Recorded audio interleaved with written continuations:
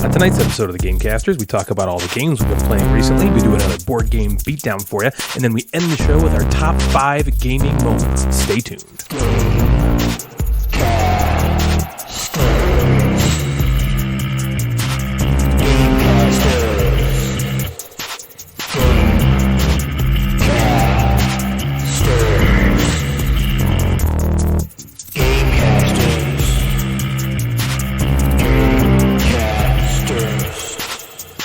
Hello there, gamers, and welcome back to episode 48 of the Gamecasters, the show that's really just one gigantic "that's what she said" joke. Join in on the fun today as we regale you with gaming chit-chat, cringy pleas for downloads, and, if you're lucky, some actual intelligent discussion that's long, hard, and meaty. Hey-oh, that's what she said. I am your host, Ryan the Flatulent, and I am joined once again by Jeff the Mad Board Gamer and Natalie the Flatulenter.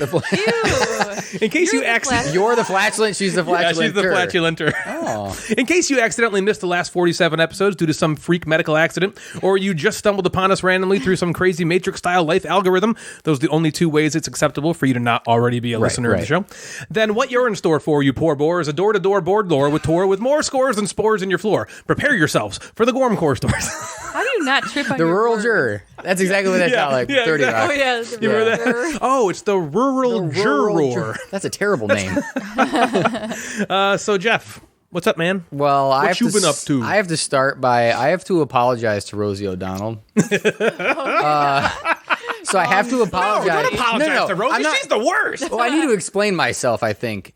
I was not, in my head, you said Rosie O'Donnell. Well, let's give some context. Yeah, so last episode we played, what's the new name that you have? Bed, Dead, or Wed. Bed, Dead, or Wed. Which is the same as F, Marry, Kill. Yeah, F, Marry, Kill. And the like kiddie version of it, the family-friendly version. Yeah. I was told by some, I can't remember, Boardgame might have been Geek or Fantasies and something. Flights or somebody that was like, the family-friendly version of this is Bed, Wed, or Dead. Oh, okay. That's nice. Yeah. Mm-hmm. So I proceeded to kill Rosie O'Donnell, which I'm not necessarily taking that back, but in my brain, I thought Roseanne. I was saying things about Roseanne the entire time. Like And it's how funny, she so got kicked off her show. But no, like She's racist. she's racist. I don't know. Yeah. Maybe Rosie O'Donnell's racist. I have no idea. Probably not. But in my Maybe. everything I was saying was about Roseanne. Yeah.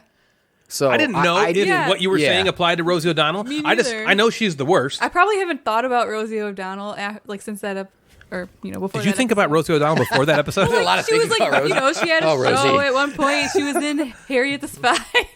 Harriet the Spy? That's what she's known for. What is Harriet the Spy? It's like a show or a movie I watched. Did you say you were attracted to her? No,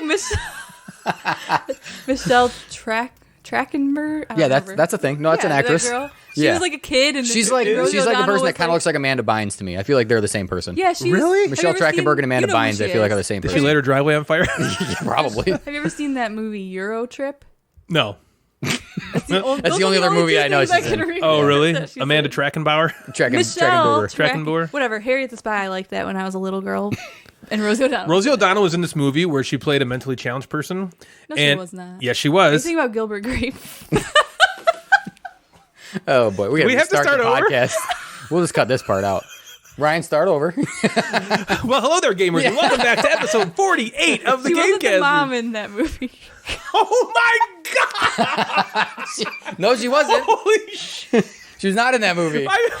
Stop! So if I say mentally challenged, the only thing I could be talking about is what's eating Gilbert Grape. Good Lord. No, she played a mentally... First of all, the mom in Gilbert Grape was not mentally challenged. The mentally challenged person in Gilbert Grape was Leo. I know. Mm-hmm. Well, why would you think I'm talking about Rosie O'Donnell? Oh, yeah, good call. All right, what movie was this? It was called, like, Riding on the Bus with My Sister. What? YouTube it. I've never heard Seriously, YouTube a clip from Riding on the Bus with My Sister. Rosie is rather unconvincing. And there are some great sound bites from this movie. And Rosie. it's just really I wonder bad. what happened to her.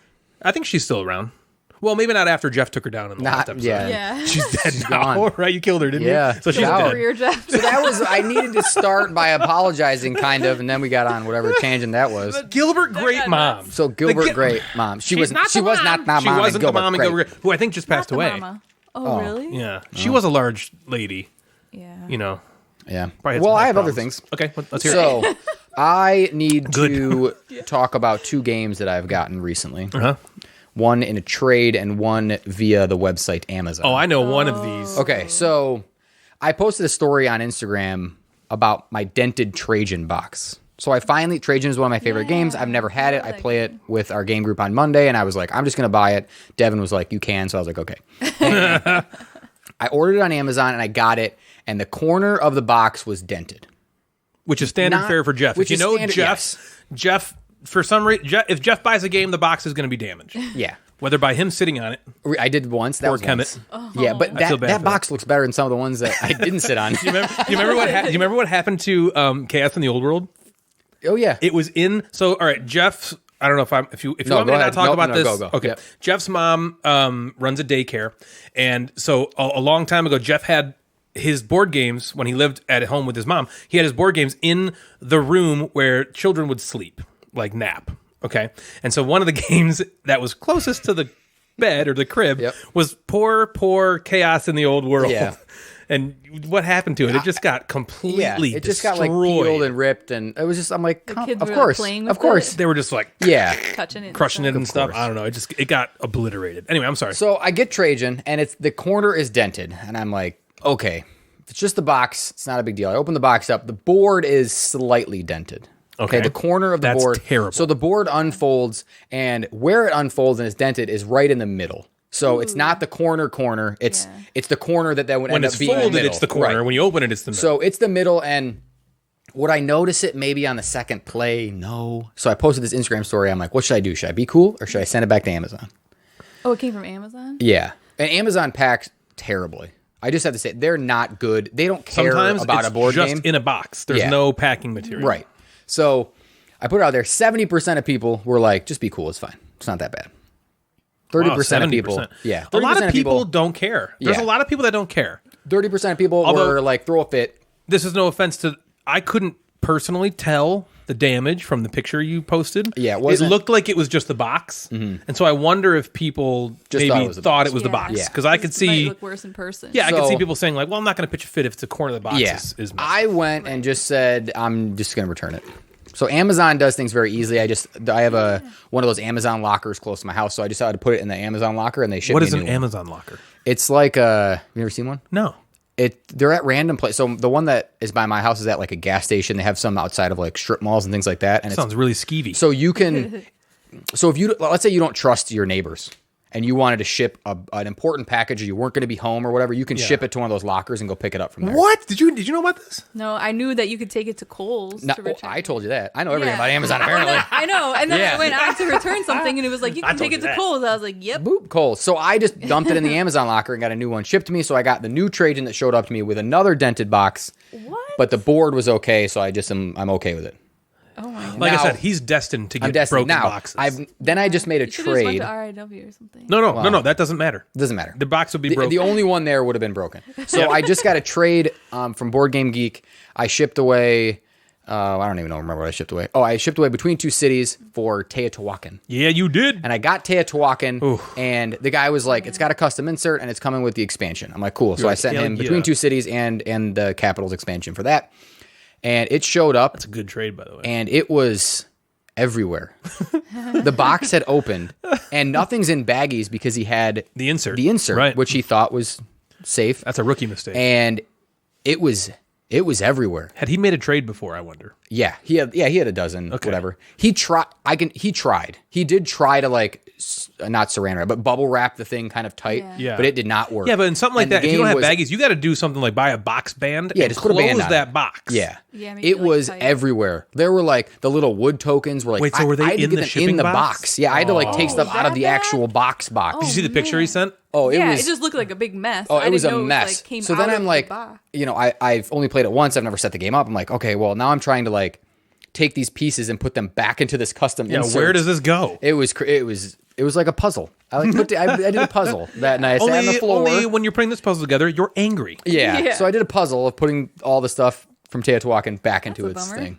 Yeah. Yeah, that stinks. But you made I out good in that trade. It was good. Now I have Teotihuacan and I have Trajan, so I have. I'm glad you have great Teotihuacan. games. I'll tell you both of you this. I am surprised. So That's one of my that cracked my top 10 this year. That's like one of my favorite games of all time. Natalie talks about it all the time about how much she wants to play it. I did not realize you liked it that much. And I'll say the same with you. You played it the one time with me. Yeah. I didn't realize you liked it enough to buy it. So I'm like super pumped because now we'll play it together. Play it. Yeah. Let's get that sucker played. And the expansion, did you get the first expansion? Yeah. The bigger one?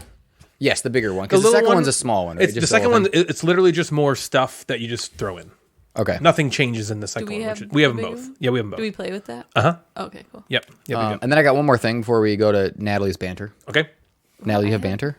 Never mind. That's right. I have something else. My brother, who we refer to as Deepwater. Deepwater Joe. So Joe Madigan, my brother, is running his Extra Life. He's starting his Extra Life fundraising. I guess it would be a fundraiser. Yeah, sure. Yeah. So Extra Life raises money for kids in hospitals around the country. And last year he raised over $1,000. And this year his goal is again to raise over $1,000. And on Sunday, August 23rd, we are going to be, and by we I mean me and my two brothers, are going to be at his house playing some games on Twitch. When did you say? So it's Sunday, Next Sunday? August 23rd. Yes, so it'll be a What time week. all day? It's from noon to 6, and we're going to play a few games. We'll probably play Fort. So if you're interested in watching Fort, which isn't out a yet. 6-hour one this time? Yeah, so he's going to do it Oh, shorter. yeah, didn't you do that last year? Yeah, we It did. was 24 hours. We did. No, He did the 24-hour the one, Twitch one. but we Remember did we do the one watched on him for a Twitch where we little played bit? Black Angel. Yes. And Yeah. Yes, me and Peter were on there together. Peter. Yeah. So we'll play. I have Fort, so this is a few days before Fort comes out. So if you're interested in watching us play Fort, you can jump onto that Twitch stream. You can just search.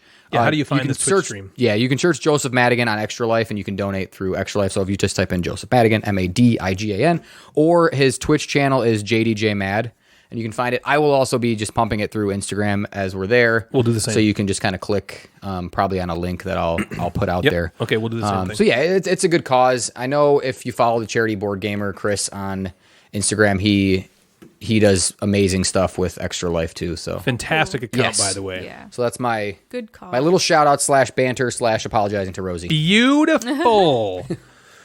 Okay, so I have something here. So I wanted to see. So we've just been all getting so much more famous lately Oh boy. So much more. because we gotten so famous. I wanted to see what people had been writing about us over on Urban Dictionary. What? The highbrow source for what's popular and cool. Oh yeah. Here's what I found out. Here's what I did. I searched our names. Our real Okay. names? Our real names? Our real names. Do you not want me to say your real name on here, Urkel Grew? Okay. What's your middle name? Yeah. So, all right. I searched Jeff on Urban Dictionary, and Okay. here's what I found out. I can only assume this is our own Jeff Madigan, Right. Mad Board Gamer Jeff. Of course. And here's what I found. Jeff. Jeff is a state of being, not simply just a name. A state of existence higher than nirvana. Okay. Wow. The next one said, Jeff, a man that very often states his own name. Like I talk in the third I'm person. Yeah.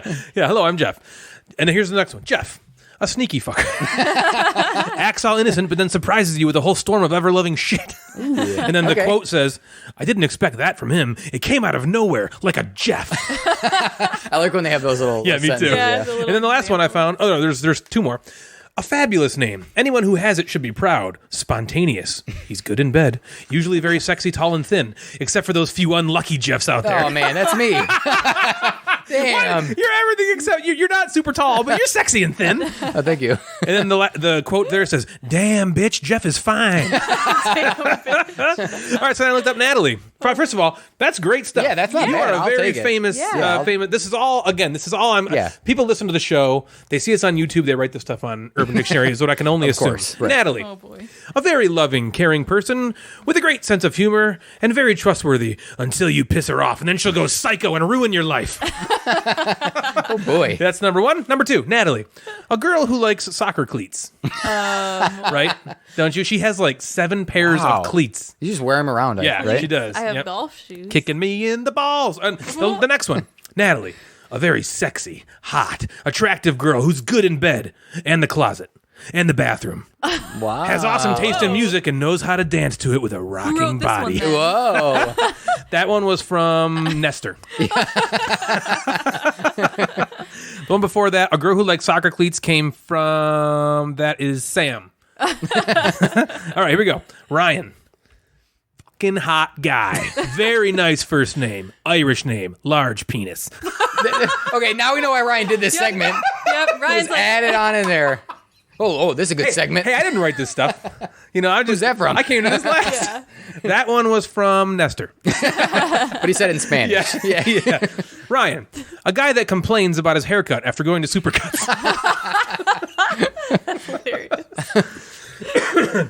Ryan is an adorable femboy with a big, round, spankable ass. Whoa. Man. Oh my gosh, the McMeeples came up with that one.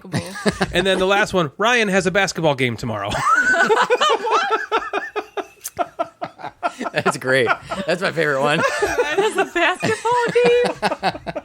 And then the quote funny. says, seriously, it's at 3 p.m. I made that part up. So I'd like to take a minute real quick to talk about something near and dear to me, something that all men have to face, but no one likes to talk about. The gaming libido. Ooh. I view my interest in board gaming much like a sexual libido, of course. It ebbs and flows. Some things turn you on while others turn you off. The peak of the male gaming libido seems to be somewhere around the ages of between 12 and 99. Okay. But that's not to suggest that there aren't times where it sputters or even halts.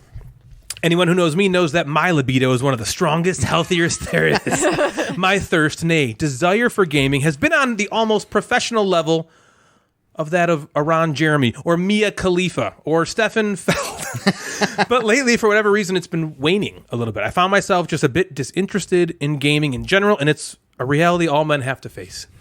Usually not until they're dead and gone and have shed this mortal coil. But alas, I'm facing it now. How do I get it back? I've tried everything from self-hindrance to increased monetary spending to gaming in my bedroom in negligee with candles lit all around me to watching Austin Powers over and over. But for whatever reason, gaming just hasn't been exciting me in the way it historically has. I've been pretty worried about it, honestly. Is it COVID? I don't think so. Is it that I'm just insanely depressed? Can't be, because I've been depressed for years and it's never affected my gaming before. Am I becoming gaming impotent? What do I do to get my raging board gaming habit back? In the past, when this has happened, I took a bit of a break and did other things and then ultimately came back to the source of my addiction. That sweet, sweet cardboard aroma filling my nostrils has always done it for me. Hopefully it comes back soon because I don't know what I'm going to do without this hobby. I fear I'll fade away like Marty McFly. Have you guys ever had this happen to you before where it's just kind of waned a little bit? Yeah. Yeah. You looked like you were going to say no. You were like, oh, God, this is happening to you? I think it goes in like... Is ebbs and flows the right thing? Is that the well, right? like we talked about this the other day. For me, I feel like it's like a little bit more like seasonal because like in the summer, I find myself like wanting to be outside. Yeah, I mean in Michigan, our weather's only good for a few months out of the year, so I find myself like trying to like cram everything summer related in before it's too late. And so board games kind of like falls down on the list for me. But then in the winter, when you're stuck inside and it's dark all the time, there's nothing else to do. I'm like nothing else. Bored. I hear you're good in the closet, the bed. Yeah, the right. I don't know what you're talking about. You got all these soccer cleats. I mean, like like can't golf, can't kayak, can't do any like of the outdoor stuff. Then board gaming is like number one. Yeah, I don't know. For me, I don't care about being outside. I know you. Yeah, me that's not the So I don't know situation what's for going on because just for like, for instance, we have Brussels, the card game set up there, and my goal was to get it played before we recorded so I could talk about it. And when it came time to play, it was just kind of like, I don't know. But it's weird because we had the Gen Con weekend the last time. I had such a good time. Me too. No, I mean, part of that's just because I'm playing games with you guys. Sure. Right. But I genuinely had a good time playing the games. Like Euphoria, for instance. Yeah. I was so surprised with how excited I was. So I don't really understand totally what's happening. Has this happened to you, Jeff? Yeah, I think it's happened. I don't know if it's around like conventions or like before or after conventions where, I go to Gen Con and I get a bunch of games and then I'm back. It's back. Yeah, you get more the excited. itch is there. I'm like, yes, and I'm That's scratching a good point. I wonder if you would have went to Gen Con, if it would have been relit. You would have came home with 20 more games. Yeah, for sure. So then maybe that would have been high. Yeah. Right. And it's not like you just bought it on Amazon. Like the way you got them and researched them was exciting. And so that kind of makes you like pumped up to get them played. I hope that's all it is because I don't know if you guys know, but I do this board gaming podcast. I've heard it. I've just been, I've been a little worried about like oh my gosh, we got to get I don't want to ever feel like I have to get a game played then it's not for fun. the show. I want it to work. be I want them to be symbiotic kind of thing. Yeah. So I just wanted to talk about it and just kind of Maybe it'll wonder come- maybe any it'll of you come out back. there, if you could like, have this ever happened to you? What did you do? Did you just kind of let it ride and then it just came back, or how did you deal with How did you rekindle your the gaming romance? libido? Yeah. Right. Oh, another thing I found with me lately too is like all I've been wanting to do is play games that we've already played. Like for some reason, the thought of like learning a new game. Not even learning, that's like awesome. listening to the rules. To play games you've already played. I'm just like, I don't want to. I want to play the games that I know and love over and over and over again. And that's I've never really had that before. Yeah, you've been normally like input, like give me some input. I'm cool with it. Right, and for lately, I'm like, let's play this new game, and I'm like, well, when we play Underwater Cities, and it's like, that was one of my favorite things. That I was like, this game just shot up for me. Mm-hmm. Let's play that again. So I know exactly how you feel. I'm like the opposite. Like right now, I feel like I'm at a higher point. Are you? Because I think because Devin and I are playing more games together, so I'm playing it more like at home. That's a good point. Well, she's starting to kind of come up in her and want. She's also she wants to play some games. Not again that if I just said let's not play a game and sit on the couch, she'd be fine with that. Mm-hmm. Yeah, but she'll sometimes say like let's play a game tonight. And whether that's because just we want to spend some time together or because she really wants to play the game, that's helping both our relationship. I like playing the games. It's just fun. Yeah. So I feel like I'm at a higher point. Good. I kind of like that because if we were all at this low point, it might be a little tricky. Cancel episode. Yeah, it might be a little. Yeah, episode 49 might not happen in that case, but that's okay. That's good to hear. Well, and this has happened to me before, where there was a time I almost sold like 2/3 of my collection off. Not because I was out of the hobby, but I was kind of like, I just don't need them. Yeah. You know, and so I'm not feeling that way. I've just been, it's been a struggle. And this COVID and being home might be part of it. I don't know. It could be. It's been a struggle for me to just be like, okay, we got free time. I want to play a game. That used to be the only thing I wanted to fill our free time with was board games. And it's not like that right now. So we'll check back on you. Yeah. Well, hopefully this will get better. It'll if it doesn't, there's some games that I'm going to need to have of yours. Yeah, sure, man. You'll be so first. I'll just pick through the collection. Okay, that's fine. Well, I'm not dead yet. Sorry. I need some like board gaming Viagra. Do they make that? Yeah. Are you gonna like make a will and give some board games to Jeff in your will? Apparently so. I guess. Well, guess we get all my games. I'm outliving you. So when we are not at basketball games, being sneaky, or dancing to music with our rockin' bodies, we are hopefully playing some board games. What we are playing, you ask? These ones. Jeff, what do you got, man? What you been playing? I've been playing some games. So on our Monday game night, we played Black Angel. So is Monday game night back up and going? It's back up and going. It's not like less than occasional. 10 people, so it's allowed. Yes, and we've slowly introduced each other into like our circles, and we all kind of know where we've been and what we've been doing. And there's also times where, you know, when we got together for our Gen Con thing, the rest of us took Monday off and went, all right, well, let's take Monday off, stay home, because let's make sure we're not sick. You know, then if we go to Bill's on Monday and all of a sudden, you know, so we're kind of being good if we go out of town or do something, we kind of stay home that week. So, yes, it's back up and running. We did play Black Angel again, which was awesome. Yeah. Again, it did end the way that it ended with us that one time. The card but it ran ended out? on purposely. Dave ran it out because he knew he could. Yeah, I'm winning, so I better end. But it was a great play. That's not the game I want to talk about. I do want to talk about a game that Devin and I played. This game is called Pan Am. Ooh. Do you guys know what Pan Am is? I know what the Grand Am is. Pontiac Grand Am. Oh, yeah. Pan Am. Trans Am. Yeah, the Trans Am, the Grand Am, the Grand Prix. Isn't that the airline that's in Catch Me If You Can? Yeah, it is. I never saw that. Yeah. You didn't? Spoiler, now there's an airline in Yeah, it. Rosie O'Donnell's in it. She plays Gilbert Grape's mother. Oh, wait, no, that's a different movie. I can't. What the heck was happening in your brain when I said that? I don't know. Mentally challenged man. person. Are you not thinking of Gilbert Grape, are you? Where Leonardo DiCaprio was the... So anyway, Pan Am, you're right. Pan Am is an airline through the 40s, 50s, 60s. Yeah. 50s and 60s was like its height. But so this game is Pan Am by Funko. Do you guys know Funko? Yeah, the Funko Pop miniatures. Funko makes a big old. Are there heads. like airplane Funkos? No, but that would be cool. That would be sweet. Yeah. So there's no Funko Pop. There's no Funko Pop. It's just they're designing it. They're just the company that created it. Yeah, so they're the publisher. I was lucky enough to get a copy to talk about, and this game is kind of hot now. I've seen it a lot. That rhymed. Has a It's hot and he's seen it a lot. It has an 8.0 on Boardgame Geek. Whoa. And that's also with a decent amount of ratings. It's not like it just. Right, there's not like 40 There's ratings. a decent amount of ratings. Well, it's got to have a decent amount to even have a rating. Yeah, because that board game algorithm that they do. Yeah, to be like official. Yep. Right. So Pan Am, it's a worker placement. It's a route making game where players are taking the role of aspiring airline companies. Sounds beautiful, doesn't it?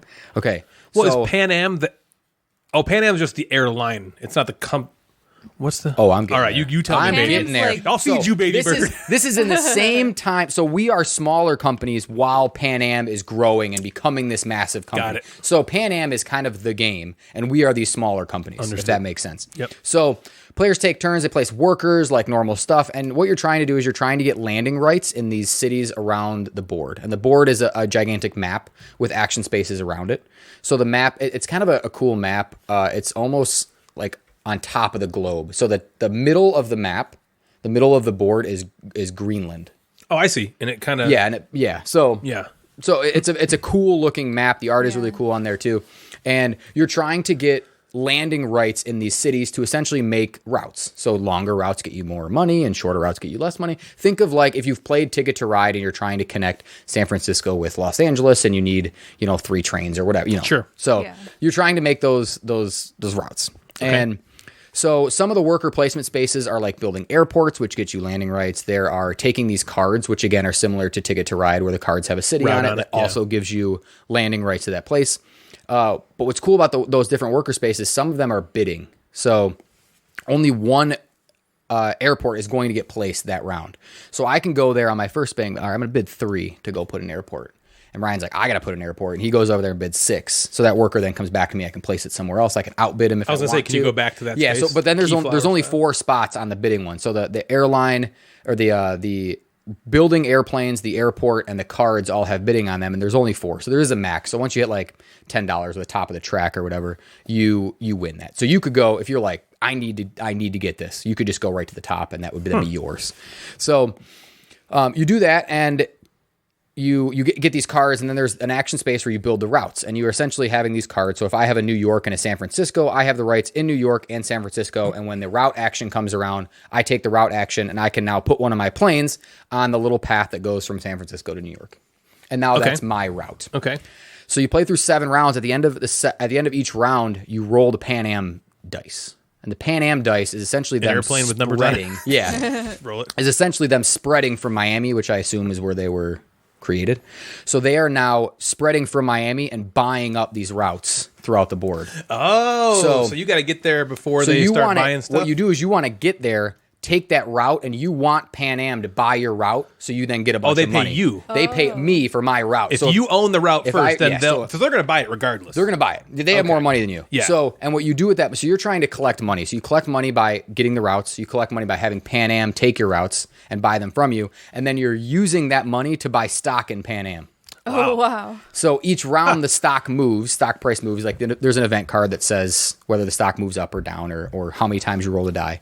And you're using all that money you collect to essentially go, all right, well, now I have this money. I don't really care. I'm now buying stock. So they're giving you money so you'll buy their stock. Yeah, so you're kind of like playing this game of, all right, I'm a small... Take advantage of Pan Am's You're taking advantage of how great they are. Like, oh, they're going to go here. Like, they're going to expand to this spot. Let me take this spot so they have to buy it from me, and then I can buy stock. That's kind of a cool mechanic. Yeah, it is. It was pretty cool.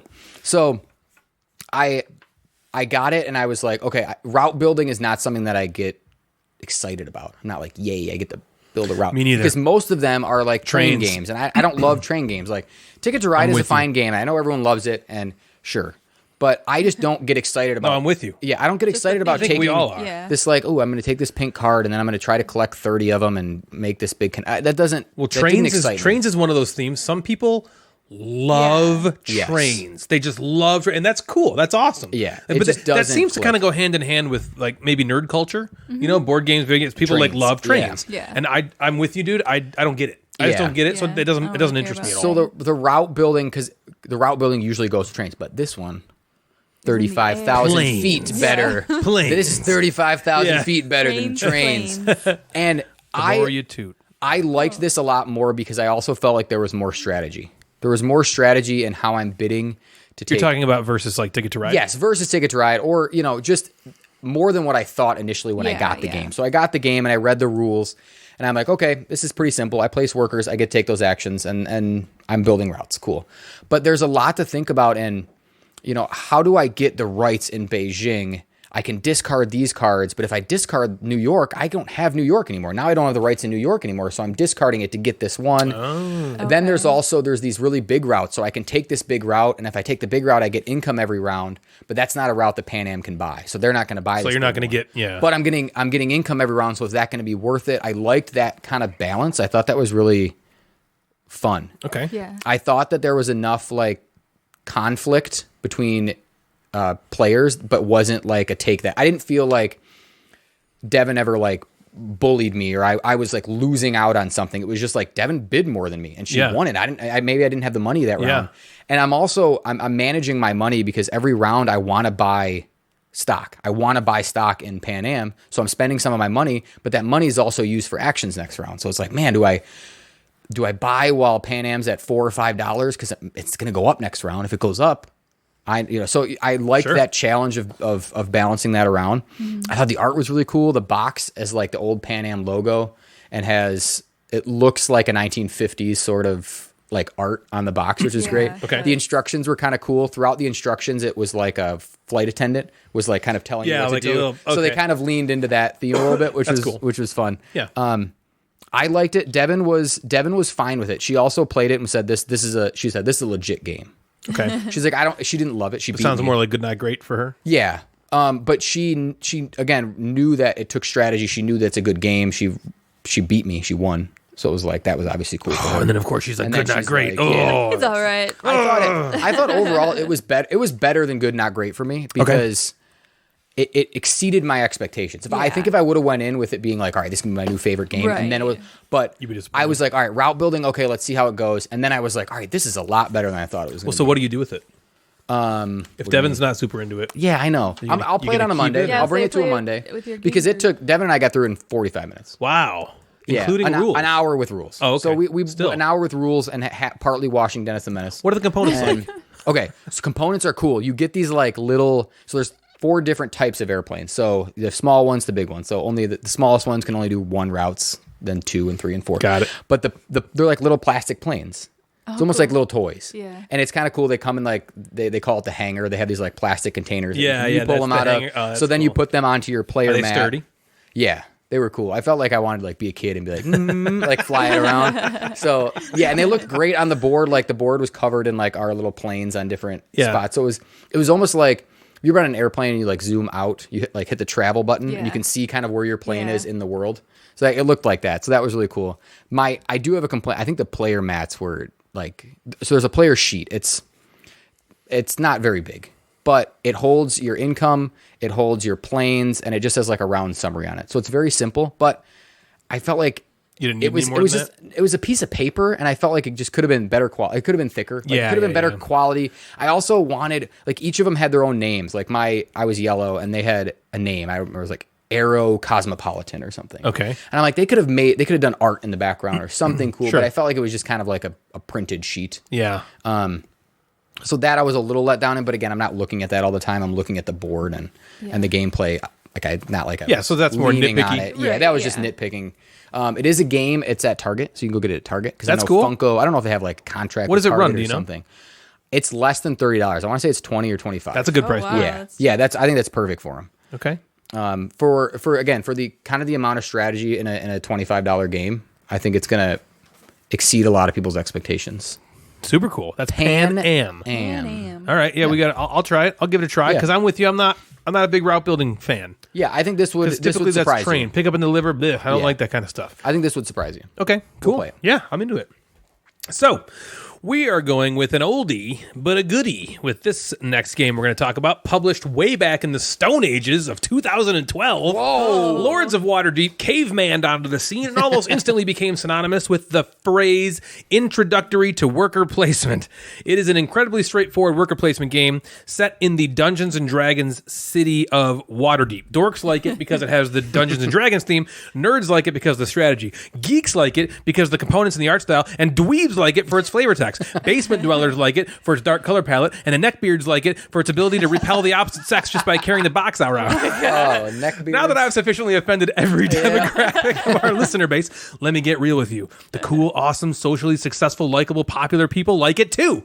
There is truly something for everyone in this game, and with the addition of the Scoundrels of Skullport expansion, there is even something here for the Scoundrels. In Lords of Waterdeep, you are a Lord of Waterdeep, lording around Waterdeep like a Waterdeepy lord, ready to lord off at any given moment. Okay, lord off. Lord off. I don't know what that mean. You have agents who you use to recruit adventurers to go on quests for you, earning rewards for you while they get themselves nothing. Basically, you play with 2 to 5 people, and you start the game with a couple of workers. who you send out to various spots of the board to collect resources. You use those resources to satisfy quest cards that earn you more resources, money, possibly give you special abilities, and most importantly, score you those sweet, sweet victory points. It's that simple. There are some really cool things here that separate this game from others in the genre, but the concept of the game is incredibly easy to understand. One of the awesome things about the game is that the worker placement spots start off pretty boring. That sounds not awesome.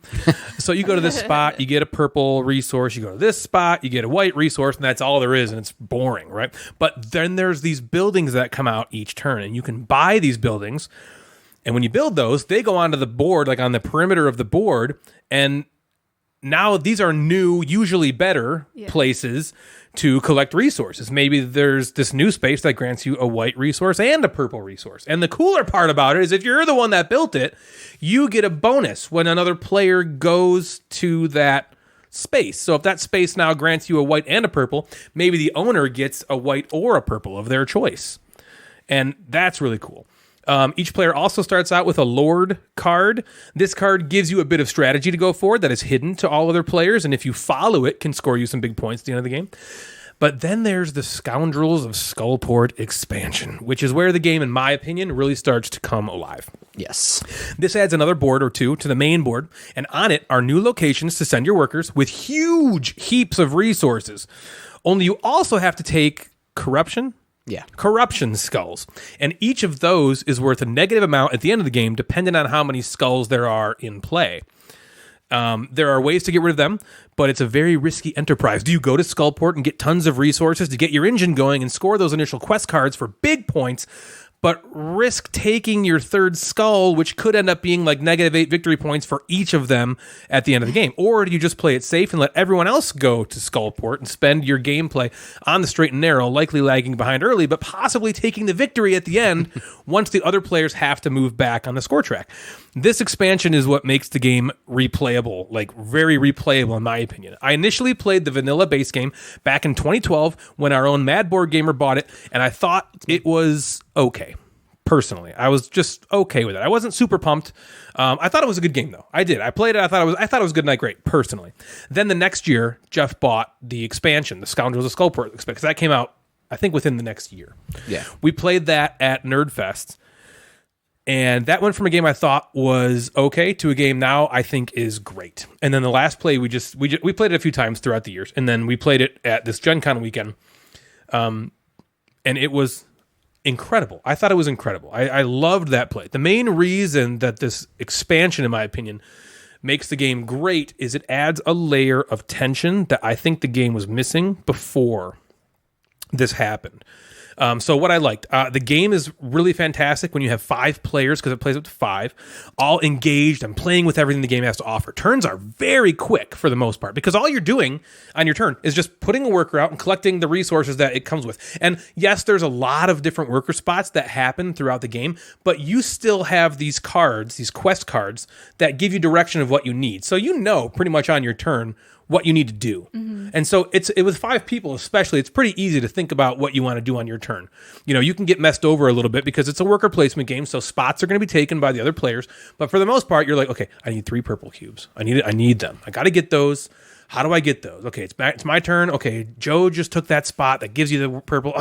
I'll go to Skullport and get those purples, and then I'll get a skull, and then I'll try to go on my next turn to get rid of that skull with this building that Natalie just built, even though it gives her some money. And it's a really, really cool decision space, I think, how that really, really happens, which I really enjoy. I love the corruption mechanic and how it adds stress and tension to the game. It really makes for some memorable plays and really great in-game moments. What I didn't like, there are some take that elements of the game, which I don't typically enjoy. You can hurt other players, you can steal resources, you can make them complete quests that they don't really want to ahead of ones that they want to play. And even though it doesn't really happen all that often, like in our last play, I don't think people got messed over really much at all. There was a couple intrigue cards, I think, that took some resources away. Just the fact that it can happen bums me out a little bit and gives me that type of stress that I don't like. Like, Joe, on his turn, I have this plan I'm going to do, but on his turn right ahead of me, he could mess with me. Yeah. And I don't really like that feeling, especially in a game like this where you really are just trying to, in a Euro kind of style game, you want to just try to get your theme. The theme, I don't really feel the theme at all, and I don't really care about the theme, to be honest with you. To me, this is just a worker placement game. The mechanisms are where it shines. I don't feel like a lord. I don't feel like I'm going on quests. The only reason the resources don't feel like white, purple, black, and orange is because Jeff bought on Etsy these really awesome custom-made resources that are sculpted or laser cut to look like what they're supposed to be representing. So the purple ones aren't purple, they're wizards. Right, yeah. So the cards the quests you're trying to complete are like, go to the dungeon and kill the something. So like that quest needs 5 warriors and 2 wizards. So you're getting the resources you're gathering those people to go on a quest with you. But in the base game, you're getting cubes. They're literally just cubes. And honestly, this thing was like $10 or $15 for like 100 of those. It's like that's totally worth it to upgrade a game where like now you're getting little warriors. And I don't know about you, but like I stood all my guys up. When they were in my I don't remember if when they were in my I stood them up because they're upright. They got to go on quest. That is a little way to add a little flavor into, in my opinion, a more flavorless game. You know, overall, I think this is a fantastic entry into the world of worker placement, and without the expansion, it's also a fantastic gateway game. It's super easy to add the expansion in if necessary. So it's not like there's some games where you add the expansion in to take it out. You got to like Isle of Cats, when you're like shuffling that deck together at the end, you gotta like tear it all down. This one is not difficult to do that. You just set the boards up, you put the components out, there's a couple new cards and buildings to add in, right? And then that's pretty much all it is. So if you're playing with your gaming group, you want to play it with the Scoundrels of Skullport expansion. I think it's a necessary buy. If you're playing with your family, just play with the base game, and you're going to have a fantastic time in a game that has the Dungeons and Dragons theme, but to me doesn't feel like some people think of Dungeons and Dragons and there's like, this is a nerdy thing. I don't want to play that. This game does not do that. So that's the opposite good thing about having a theme I don't really care about, is you don't really totally feel it. So you're not going to just feel like you're gigantic nerd playing this game if you don't want to. So what do you guys think? I know, Jeff, obviously you love it because it's your game. But Natalie, I'm interested to hear your thoughts. I liked it a lot too. I agree with you about the theme. It's funny, we were talking about like nautical themed games the other day, and I'm lucky I didn't say that because it would have been embarrassing, but I almost was like, what about Lords of Waterdeep? Like, oh wait, water that's and not water. That's not about water. Deep water. Right? Like Deepwater Joe. Yeah. That's funny. No, I like worker placement games, so this game was really fun, and I agree with you. I like the tension that the skull it like made in the game, and especially towards the end of the game, it influenced my decisions a lot. You know, it made it a little more challenging because I didn't want to keep collecting skulls at the end when I wouldn't have time to get rid of them. And so I'm like, I need these, certain people to fulfill my quests. And I was like, I don't want to do that though, because it's going to give me a skull. How else can I get these in a better way? And hopefully someone doesn't take them. And I enjoyed the game. It's really funny because when I went to log it, this is funny. It turned out I had played it before and I had no clue. I did not. You still don't remember? No. Is there a chance you logged it? No, you definitely we logged played it on the same day. Yeah, we logged it on the same day. You definitely played it. Yeah, so I mean, it was like a couple of years ago. Well, I guess it just didn't make it didn't leave an impression on you. It left an impression now because it's been 2 weeks and I remember it. Was such a good play. Then we have Jeff eked out the victory in that one, and I'm going to talk for you right now. Yeah, that's fine. He did this. Honestly, I thought I had him because I didn't have any. I was like not doing Skullport. I was kind of letting everybody else go there, and there was this one action spot where you could get rid of them from the game, and they wouldn't go back on the Skullport board to get points back. And so I was kind of like trying to play that a little bit sneakily. And Jeff was he was just taking skulls. I was taking Jeff just killed. He had so many skulls, and he was basically what I said in my intro talking about the game is kind of what Jeff did. He took a bunch of skulls. He had this engine going where he was getting all these resources. He was able to complete a lot of quest cards. The quest cards just fed his income because they would give him more resources. Right. And so he was just kind of turning through cards. And it was basically Jeff was like 50 to 60 points ahead of Dave, me, Joe, and Natalie, who were all in a collective second place behind Jeff. And so I started kind of making a charge pretty much in the middle game through the end game and I had no skulls, and you had three, I think, at three the or end four, that were yeah. worth like -6 points each. Yeah. So he lost 18 points at the end of the game and still beat me by 1 or 2. Yeah, it was very because I close. think It was- were you the only one who even had skulls at the end? I think so. Joe might have had one, but yeah, yeah. it wasn't. Yeah, right. Joe had one, Right. but he wasn't in contention Yeah. at that point. I was kind of like, oh yeah, he's gonna lose 18 points, but he. I know. So It was close. well, the cool thing about that is it shows you that you can do that strategy, still have skulls, and still win the game. You know what I You mean? play the game very And differently, or lose. We played it Yeah. so 'Cause I felt differently like I because was I didn't like- take any. I was like in the lead or close to the lead throughout the entire like middle of the game Yeah. until the end game scoring came, and then I was like fell Yeah. behind. So like we just had different strategies, and you just don't know. I just was gonna say this one. The only thing I didn't like about it was kind of what you said was the take that stuff, and so I had a building, like an action spot, and my reward if somebody went there was to play one of my intrigue cards. Well, I had like a handful of intrigue cards. Oh, and they were all mean. And so I didn't really want to play any of them because I don't like, that's not fun for me. And and so I was like, darn, I feel like I can't take advantage of this. Yep, that's a bummer. Because it's like, I don't want to just play this card to like mess with somebody. I want to play it to give myself like a benefit. Yeah, And so- I mean, you could argue that is giving you a benefit, but I know Right. But yeah. exactly what you mean. I'm And with you on especially when that. you have to like, there's 5 people playing, and I have to like, Now I got to choose now one. I gotta to pick somebody yeah. and be like, I'm gonna mess with you, and it's just, I don't like that. But other I get than you. that, I really liked it. Good game, right? Yeah. Cool, Jeff. There was a point in the game, if you remember. All right, I leaned over to you. I'm like, Oh yeah. "Can I play a card and take resources from you?" You were like, "You better not." I'm like, You were like, thanks for being honest. okay. Yeah, that's So what I he said. didn't. He was like, I "Thanks didn't for play being it honest." because that was my one intrigue. Because I didn't do the intrigue game. Like I know you guys got a lot of those cards. I didn't get those cards because I was getting skulls, and I was like, all right, Yeah. well, I guess I'm just Yeah. gonna hold on to this one. Jeff's just getting skulls over here. Yeah. No, I agree with everything you said. You have to play with the I expansion. would have let you if I could have like let go. Yeah, of some right. stuff. But yeah. I would have let Well, you. yeah, you that's go what I'll ahead. say. That's the thing. You play with people who aren't players like the three of us, and they're Yeah. not going to ask you. They're just going to Right. do it. They're just going to be like, "Well, you look like you have a lot of points. I'm going to take it from you." Right. I'm sorry. Yeah, go I ahead. think no. If you're playing with, if you're a gamer and you are playing with a group, you need the expansion. Or I think it will fall flat if you don't play with the skull port. And so in that skull port box, there's two things. Just put them all together and just play it as one game. It's like Scoundrels of Skullport, and then there's like a something else. It's another smaller board. Oh, is there But, another module? Yeah, just we play with all of it. So just put it all in the game. It's definitely where Yeah, it didn't make the game too. You don't. No. You feel, if nobody told you it was an expansion, you would feel like this is you wouldn't a know. game. Yeah. You know what I mean? I agree. yeah, I enjoy it. I'm glad I upgraded the components because if someone wants to go, where's the theme in this game?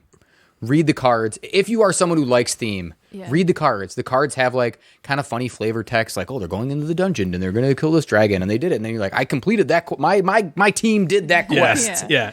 And then you here's get the your guys points. that did it. Here are the Instead of guys. here's the white, purple, and orange things. That Right here, I'm turning in these contributed to cubes that. to do this. But so if you want theme, it can Spend be the there. You 15 just have bucks. to, yeah. You just got to find it a little bit. I can't agree with or disagree with really anything that you guys said. So I agree. It's a game that will stay. Good game. It's not. I'm not going to play it weekly. It's not something that I'm going to bring out 10, 12 times a year. If I play it once a year and have a great play like that, it's going to stay around for a long time. I'll say this: it was unexpected because I've played the game 3 or 4 times before this, and I liked it.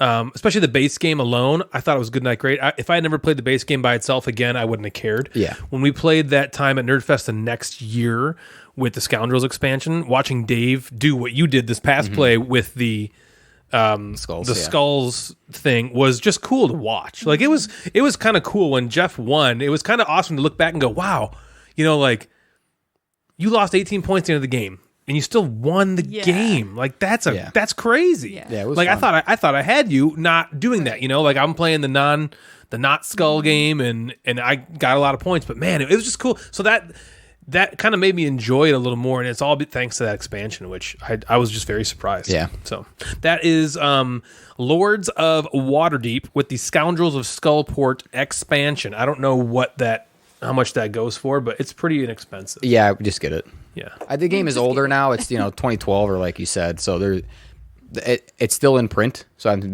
it's not like it's out of print, so you can still get it and get everything for it. So I would just go all in if you Cool, man. If it sounds like something you want. What else you playing?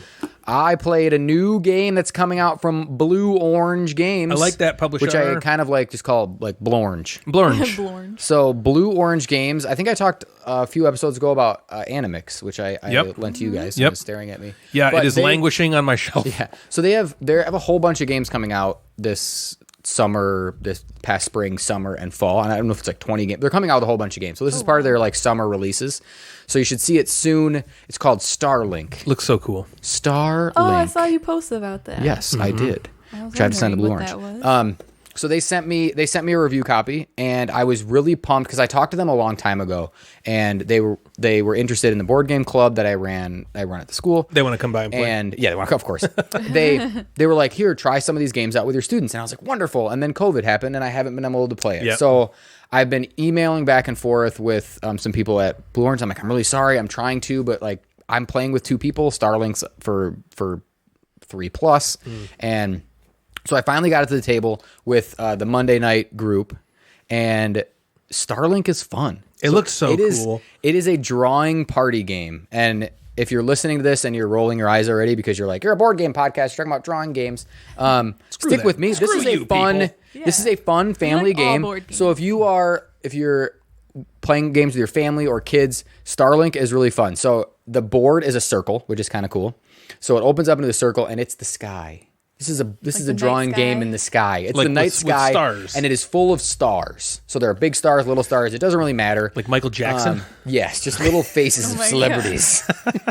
And so this entire thing is full of stars.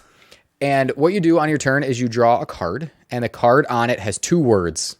So it could be soda and Popinski. Sorry. yeah. That's No, I'm trying to think of That's one. from Mike I'm trying to think Tyson's of one that I Punch-Out. had. Soda Popinski. So maybe one says bat and the other one says alien. All right, Okay. so it says bat and alien. So you pick which word you want to draw, and you're holding the card just to yourself. You go, all right. So you flip a timer over, and you take this white dry erase marker, which is really What? cool. A white dry erase marker? Because you're drawing on this kind of dark, like blue. I didn't know they made purpley- white dry erase markers. So you take the white dry erase marker, and you attempt to draw whatever word you pick into the stars. But the only way you can draw that is you can only connect stars together, and they have to be by straight line. So you can only connect star to star with a straight line. Okay. And so you're attempting to draw an alien just with straight lines that connect stars. And You want people to guess what this is? and everybody else is attempting to guess. So how you guess is you're supposed to like take the timer, and you put the timer in front of you, and you make a guess. And then if the timer is in front of you, you can't keep guessing. So to try to avoid just someone yelling and like just guessing. So if you're trying to draw an alien, and I grab it and I say spaceship and I'm wrong, I just keep the timer in front of me as it runs. Until somebody else And then grabs Natalie goes, oh, I think it's, a can of pop, whatever. So she takes it, and then now I can guess again. Okay. So because I don't have the timer in front of me. Well, that's kind of a cool way to handle that. Yeah, so I thought that was neat because it could just be screaming, and then it's like, Sure. well, I said that 2 This isn't minutes ago. fun. And, Right, yeah. right. So the timer is pretty short. I think it's like 60 seconds or 90 seconds, and you would be shocked drawing at why is there not the star where I need it to be? As you're Yeah. trying to draw, and you're like, okay, I need to go. I need this line to go here to here, and it's like, well, there's nothing there, and now this thing that was supposed to look like a square looks like a weird trapezoid, and how am I supposed to draw eyes? I wonder how There's long no- it took to design that. Yeah, right. and- That's impressive. and look, even with the example of like an alien, so now you have to draw something that looks like an alien, and then maybe like have to draw eyes, so you need the stars inside of the circle that you drew. What are your rules about drawing?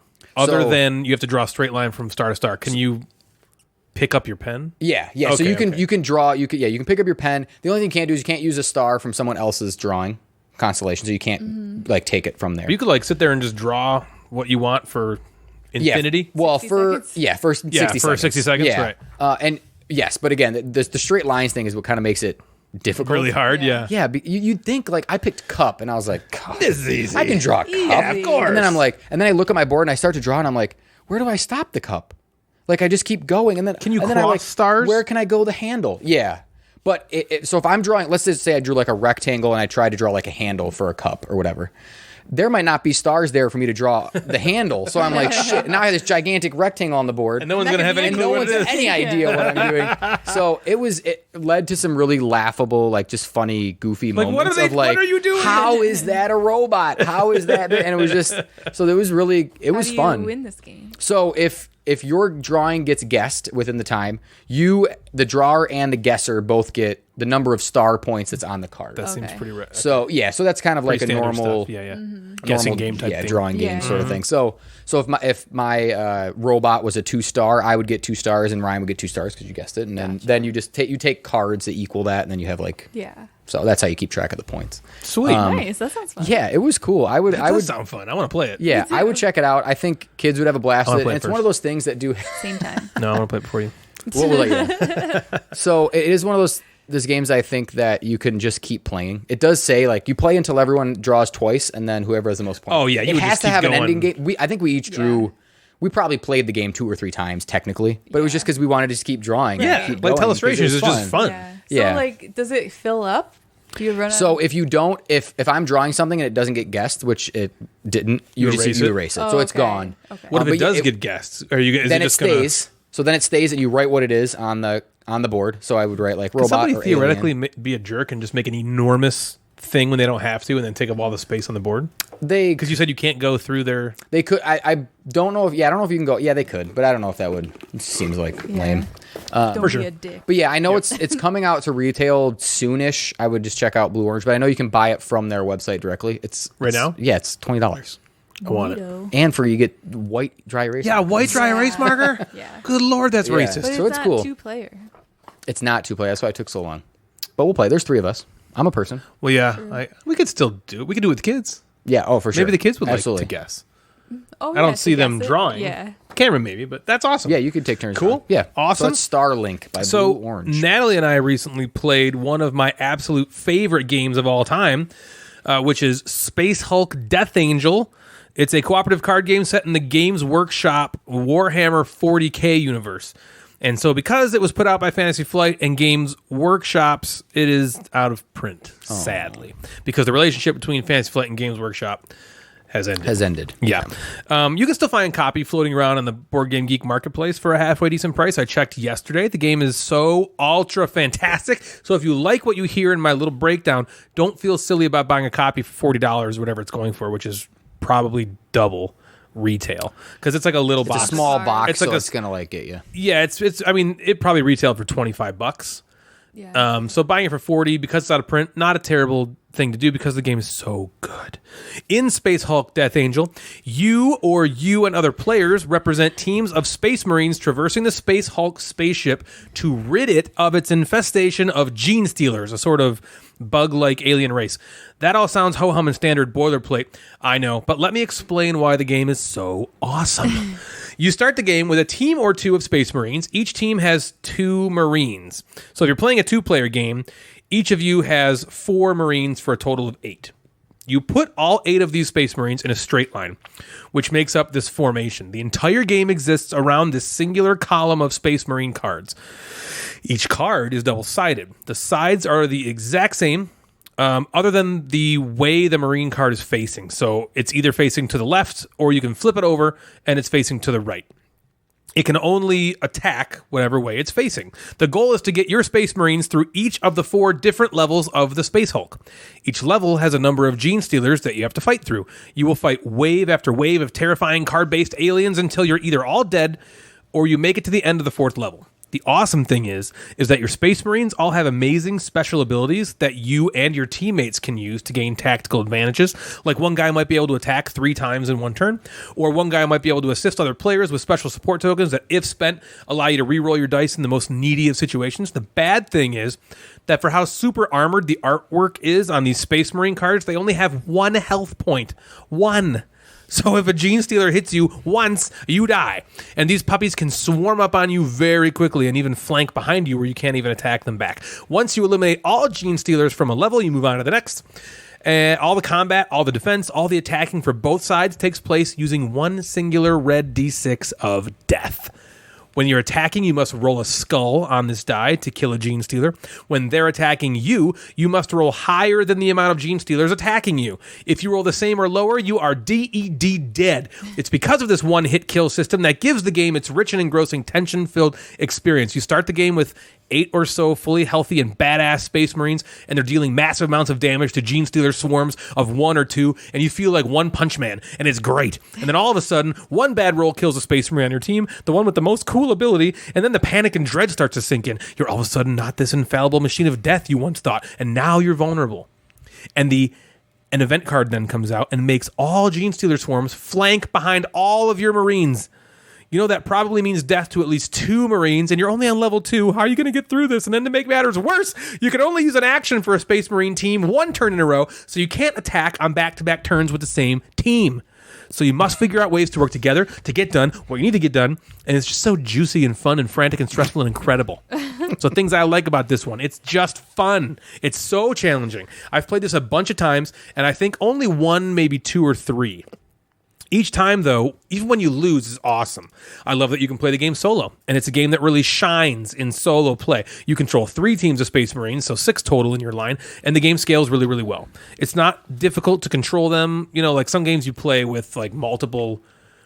You know, you can play like some cooperative games with like you can play it solo, but you have to control like a bunch of different people. Yeah. It's not in this game. It just feels kind of natural because you're doing that in a multiplayer game usually anyway. Things I don't like. It's out of print. Okay, the game's difficult to find for a decent price, especially if you want the expansions, which you do because they add in a whole bunch of new Space Marine teams and more bad guys and stuff like that. Overall, though, I love the game, and I would rate it a solid 9. It's not going to be a game you're strategizing about like crazy or give you millions of decision points, you know, like on Mars or something, but it is going to provide you with a stressful and tactical experience. How do we get out of this situation type moments, back to back to back? And it's just a type of game that speaks to me. To hear the other side of this debate, we present you with our own Natalie the Flatulent. I don't like that nickname. Flatulenter. What'd you say?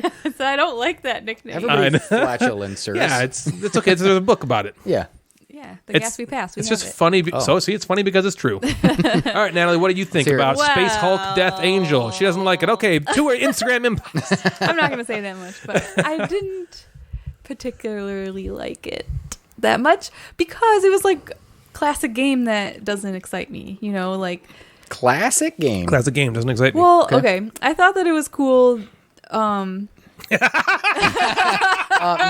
have to think it's cool. You can just say I don't think it's cool. I thought it was cool, like how you box was cool. How you had to kill the guys, and it, you know, you had to make sure they were facing the right way.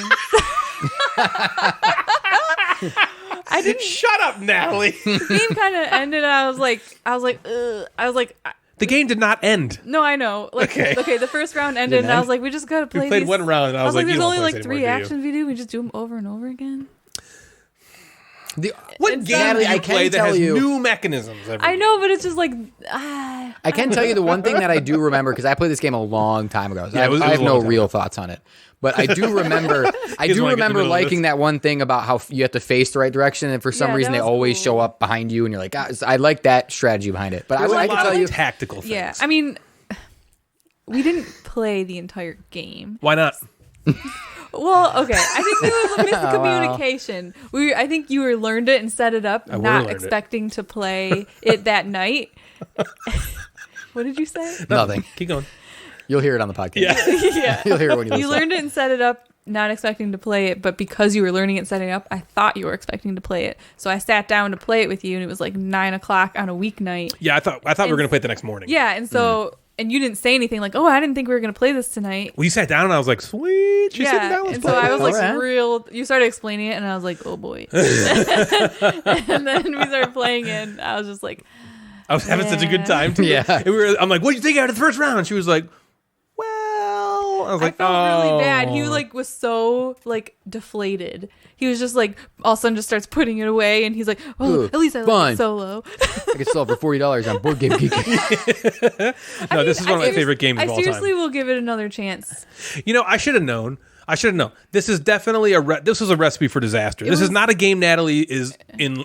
It's very thematic. Yeah. It's very go around and kill things, and Natalie's not a huge fan of walk around and kill things. Yeah, if you would have told me to play this game, I would have, and you said, did Natalie like this? I would have said no. Yeah. I mean, it was a for some mistake. reason too, like I just killed everything pretty easily, and so I wasn't even challenging the run. Well, that's how it starts But off. I know, Yes. I understand that it ramps up, and so that's why I kind of want to give it a does it chance ever? and see if it gets Oh my more gosh. like challenging. All right, and real exciting. quick. We had this situation happen in the game that Jeff remembers.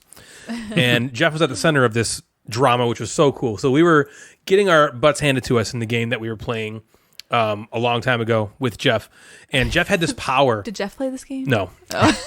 He was watching. I told him about it later. So he had this power where if he rolled a skull to kill a gene stealer, he could then roll again. And he got to keep attacking as long as he kept rolling skulls. So basically there's a D6. On 3 sides of the D6, there are skulls. And it feels a lot less than 3 sides when you're playing because you're always rolling a blank. Yeah. But so Jeff, his Space Marine power said he can keep killing as long as he keeps rolling a skull. He can go again. Normally, you can only attack once. Yeah. If you attack, you kill one, you're done. That's the next Right, person's unless you turn. have like a power. Yeah, so one of Jeff's powers was that one. So we were dead. It was like over. Yeah. The only way we were gonna, because Jeff had like 10 gene They're stealers just staring at me. on his turn that we're gonna just kill him, and he was like the last one alive. And if he dies, it's over. And so we were like, okay, it's over. But so it was his turn to attack, and he rolls a skull.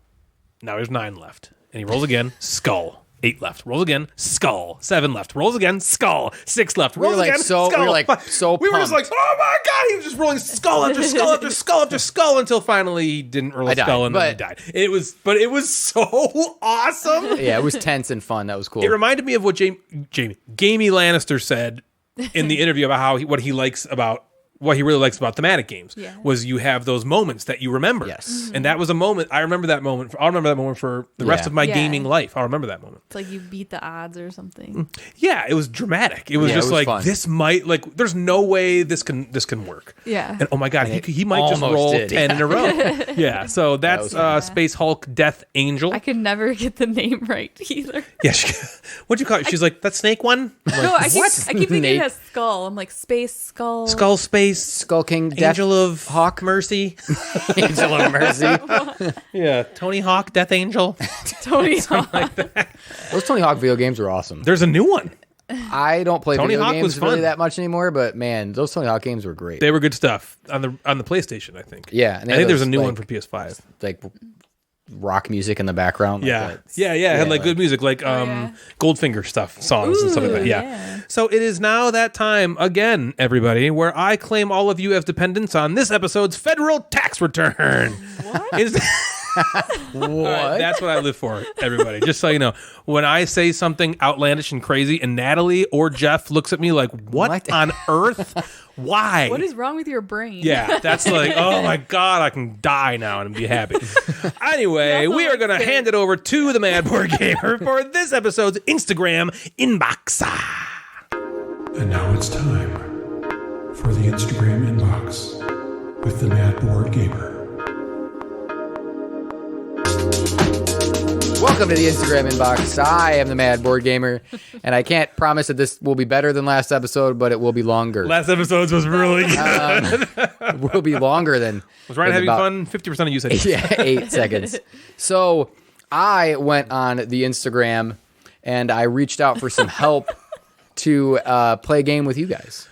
Oh. Yeah. Oh. So I asked two people. games this episode. I asked people to poorly describe a board game You have to play a game. to see. I know to see if you guys can guess it. Okay, I like So this. these are poorly described board games from our Instagram listeners and followers. And, No, we'll just shout them out. and awesome people. So we'll start that's with this cool. one. I So love I want you to poorly designed imagine things. that like someone's trying to explain a game to you and they're doing it very poorly. So like, oh, in this game, you like put these workers on this Like the spot, way I explain and then you games. get like a resource. And Lords then of those Waterdeep. things, so you like do. So I might change my voice and inflection Good. to fit Please some do. of that thing. Yes, so get into it. Here we go. This is yeah. from Dub and Dub Games. Okay. Who is a newer listener and want to say thank you for the rating on Apple Podcasts. So Ooh, boom, thank you. Dub and Dub. Thank you. So that is one thing I'm going to interrupt Jeff really quick to talk about. If you are a fan of the show, if you love what we do, mostly what Jeff does, please go and rate us. If you can rate us anywhere you can. Apple Podcasts is probably the most visible, I would say, and we are really, really trying to grow the show, and that can really only happen, with help from you guys. So if you enjoy what we do, please take a minute to maybe rate us 5 stars, maybe even leave a little review talking about how great Jeff is. Something like that would be cool. Yeah, and people have rated us, so I'm not just trying to like all the other people. Thank you, Chris and Michael and all. You have great people who have supported the show. So 100%. Thanks. Yes, and every time we see one of these reviews, we get very excited. We get so pumped. We like text each other. We're like, oh my god, someone likes share us. it all over the place. I show the dogs. I'm like, look at this. Okay, so here we go. All right. In this game, you like stare at your friends for a bit, and you play a card. And if you're wrong, you die. Okay, you look at your friends. You play a card. And if you're wrong, you die. Wait, read it again. Read it again. Natalie was right. She just yelled it in the middle. Oh, it was the mine? Oh, I was like, it's the mine. No, it's the mine. Was that wrong? Do I have to wait? I was trying to said that, and I was like, that's it. I'm like, what else could it be? Yeah, no, it's the mine. It's gotta be the mine. Okay, awesome. Yeah. Good job. So that was, you stare at your friend for a bit, and then you play a card. Yeah, ding. Okay. This one's from the McMeeples. I like them. Just go on Instagram, check out their new Sam logo. Sam and Michaela? Yep. Sam and Michaela. And they're going to start showing their face, so if you want to look at their face on Instagram, you can go look at their face. I'm glad you ended that sentence with face. Yeah. I was like, what's he doing? So in this game, you like program workers and you farm a bunch of algae and then you trade with strangers. Do you know this game? Underwater Cities? No, you're not trading anything in Underwater Algae. Cities. You've recently played this game. And you enjoyed know. it. Oh, yeah, I know. Wait, say it again? In this game, you program workers, you farm algae, and you trade with strangers. Oh, no. That's not What did do I own this game? Do you want me to say it? No. No. Oh, yeah. Loyang? No. Oh. Algae? Loyang, you have like fruits and veggies. Circadians. Circadians, yes. It's I Circadians, love first that one. game Yep. too. I know. I was like, all right, that's a good one because I know you guys just played it. So, first. fantasy and 1-1. Yeah, are we? Wait, we're not competing, are we? yes, Fantasy we and are. some Shiza. flights. Our good friends Dalton and Nelson. Yeah. Check out their podcast as well. Fantastic So, podcast. they say, so in this game, first you mine stones, and then your horses turn into tanks, and then you use the stones to build the internet. Natalie, I don't think you play this game. Ryan, you might. First, you mine stones. So in this game, first you mine stones, and then your horses turn into tanks, and then you use the stones to build the internet. Horses turn into tanks. Use stones to make the internet? What's great is I hope there's people listening who are like, I know it. Like, I feel like this would make sense if you know Could it be? Is it like it's got to be like a Civilization type game? yeah. Okay. Is it called Is it Civilization? No. Is it Through It's the next Ages? one. Yeah, it's Through the Ages. Okay, Through the Ages. nice. Good one. Awesome. That's really funny. Oh, okay, that makes sense, I guess. You guess, huh? Well, I haven't played it, but it makes sense. Like Yeah, that you're taking. things are yeah. progressing. Yep, through that you the all of a ages. sudden invent the I want to know Yeah. what drink that they were drinking when they came up with that one. Yeah, 'cause that's that's a really good funny. one. All right, remind me, I got to come back to Sam's. Okay. All right, so I don't want to miss that one. Yep. So this is max.zax. I always look at it as max.zax, but it's not. It's maks.zakh. But anyway, so Zakh. no, just H, I think. Zach. Yeah, but that's anyway, a normal way to spell he's Zach. he's popped up on the Zakh? show. No, it's not. He's popped up on the show a few times. Okay. But Here let's he call is. him Max from here. Okay. And so this is a game where you trade resources and insults as you try to overdevelop an island with roads that lead to nowhere. Catan? Yeah. Yep. Nice. Okay. Being Friends Longest official. road, I win. Yeah. Being Friends official. Go check out their YouTube channel. Yes. Subscribe to them. Oh my God. All right. I got to talk about Being Friends Official. They have, what episode were we just talking about that they have that blew Oh, yeah. up? I wonder if it's like, I thought it was their two-player. I think it is their two-player game. Wow, I just looked at that. That has 21,000 They're killing it. views. Now, there's got to be a reason why, right? So go to Being Friends YouTube channel and check their content out. It's fantastic. Yeah. All right. They got a good one. So this game just has a sweet magic sword guy. A sweet magic sword guy? Sword crafters. No. Sweet magic. Think of the Do I- cover of the box. Oh, a Oh, sweet oh. magic sword guy. Mage Knight. Mage Knight. Oh, no. Yep. 41. Here we go. Natalie's 41? keeping I have score. 4. Let's Don't keep just stop. score. Yeah, just You don't. said. Yeah, That's fine. All right, this is the runaway leader who I believe is new to the inbox. This is Omar. Okay. This game is about getting rich in California. It has a Western theme, cool horse meeples, and a magnet. Great Western Trail? No, but that's a good guess. magnet. A magnet? I've never played this game before, so I can't vouch for any of those things. Pioneers. No. Getting rich in the West. In California? A horse meeple. Is it like a gold? Again, I can't vouch for any of this because Okay. I've never played this. No, I'm just You want me asking to what say you it? said. I don't know if you've A played horse it either. meeple and I don't think I've ever played a magnet. game with a magnet. Have you played Coloma? Nope. apparently, does I Coloma want have to a though. magnet? That, Me too. I think Coloma, is that a Stronghold Maybe. game? It does pop up. I see it on Instagram every once in a while. I see it, people playing it. It's something I do want to Looking play. it up. All right, well, here's Emily's. Oh, okay. Date Night And Dicely? stop. Yep. She just said, Mama needs wine. Viticulture. Yeah. So that's it. Oh, that's What great. about Sam's? Final Sam, I think Frontier. I might No, no. want to do Sam's last. He said that's it for Oh, I Emily's. thought you meant that's it. Yep, for yep, the... yep. Yeah, no, let me come back. I want to come back to Gotcha. to Sam's Final at the end. Frontier games. Why Sam's did I been think Sam and Ryan are on the same vulgarity train, so we're gonna she go got back to dirty. that. Yeah, she got We Okay. share, her and I share a brain in that way. Yeah. I think. it's good. Yep. It's a good thing. So bad board game covers, which I'm in this bracket where I have to fill out. So if you're, it's already gonna be over. by the I know. time I you want listen to tell it. people to vote for I know, you right but now. I can't. It'll be If done, Jeff yeah. wins, Vote for Mad me the Board next Gamer time. account. Vote for the next Mad Board Which Gamer I don't game, even know what game I'm regardless of what it is. Yeah, even if you don't even like it. What if he's against Sam in the next one? I mean, you got to vote for him still. Sam, Yeah. vote for Jeff. Yeah, vote for me, Sam. I'll send you a game. As long as one of you gets through. Yeah. All right. So bad board game cover says this game is pretty much a game where you refuse to discard cards your spouse needs in order to complete their expedition. You refuse to discard cards your spouse needs to For their expedition or to go on for their their expedition. expedition. An expedition. I know you've played. game. I know you played this one. I think you've probably played this one. You're refusing to discard cards. You don't want to discard them. Nope, not giving that to you. Because if I discard it, you can seems take it from yeah, me. then your spouse Oh. might want it, Your spouse might want it. or just the person you're playing with. Or The against. person. So it's a What two-player about- game. It's a two-player Oh, it's game. two-player. Where if you discard a card, someone could take it and go on the expedition. Expedition. Expedition is throwing me. Oh, It's a 2-player game. you want me to say it? Yeah. Lost Cities. Oh. Oh, Lost balls. Cities. Of course. You just Yeah. explained it so terribly we couldn't get I it. know, right? This is another one from No. Bad Board Game Cover. I feel Says stupid. your boss Bob reams you for wasting valuable company resources. Time stories. Yeah. Yeah. All right. Here we go. This is Bulls and Boards. Okay. Bowls and boards. We know them. Yep. Good stuff. You are a bunch of animals, and you must band together to herd cats who are really into property management. Property management. You have not played this game, but I know you want I know to, of and it. you've had it for a while. Yeah. Oh, I don't know if own you it. have it or if you've gotten rid of it recently, but Okay. So you are a bunch of animals. you're a bunch of animals, and you band together to herd cats who are really into property management. What is this? What is this game? And I Root. wanted this. Oh, I almost Oh, said root. just say said it. Yeah. So Root. I think the cats kind of take over the board, and you're okay. these other animals Yeah, trying to okay. like kind of fight that them threw off. me. Okay, that's hilarious. Jim Gamer Yeah, boy. says the world has gone to shit. Deal with it. So this is a game where the world has gone to shit and deal with it. Oh. CO2. No, but that would fit that category also. I think I know what it is. World's gone to Is it a shit. splatter game? No, Oh. it's something that's happening. It's like current events. Pandemic. Pandemic. Oh, Doi. Yeah. Okay. The Okay. Doi. Doi. Doi Dot the Dask. Is it the Doi Dot the Dask? Yeah, Detoy. Table Game Mark, who I don't know if Table Game Mark has been in the inbox. Yeah, this before, is a so new- welcome, this is a Table new Game one. Mark. So this is a game where you collect raw fish and condiments to score points. Oh, Sushi Go. Sushi Go. Oh, nice. Yeah. Yep. We're keeping score again. No, we're not. Yeah. Because you got two in a Yeah, row. two more. Feeling sweet. Yep. What are you, Frankie, in golfing now? I know.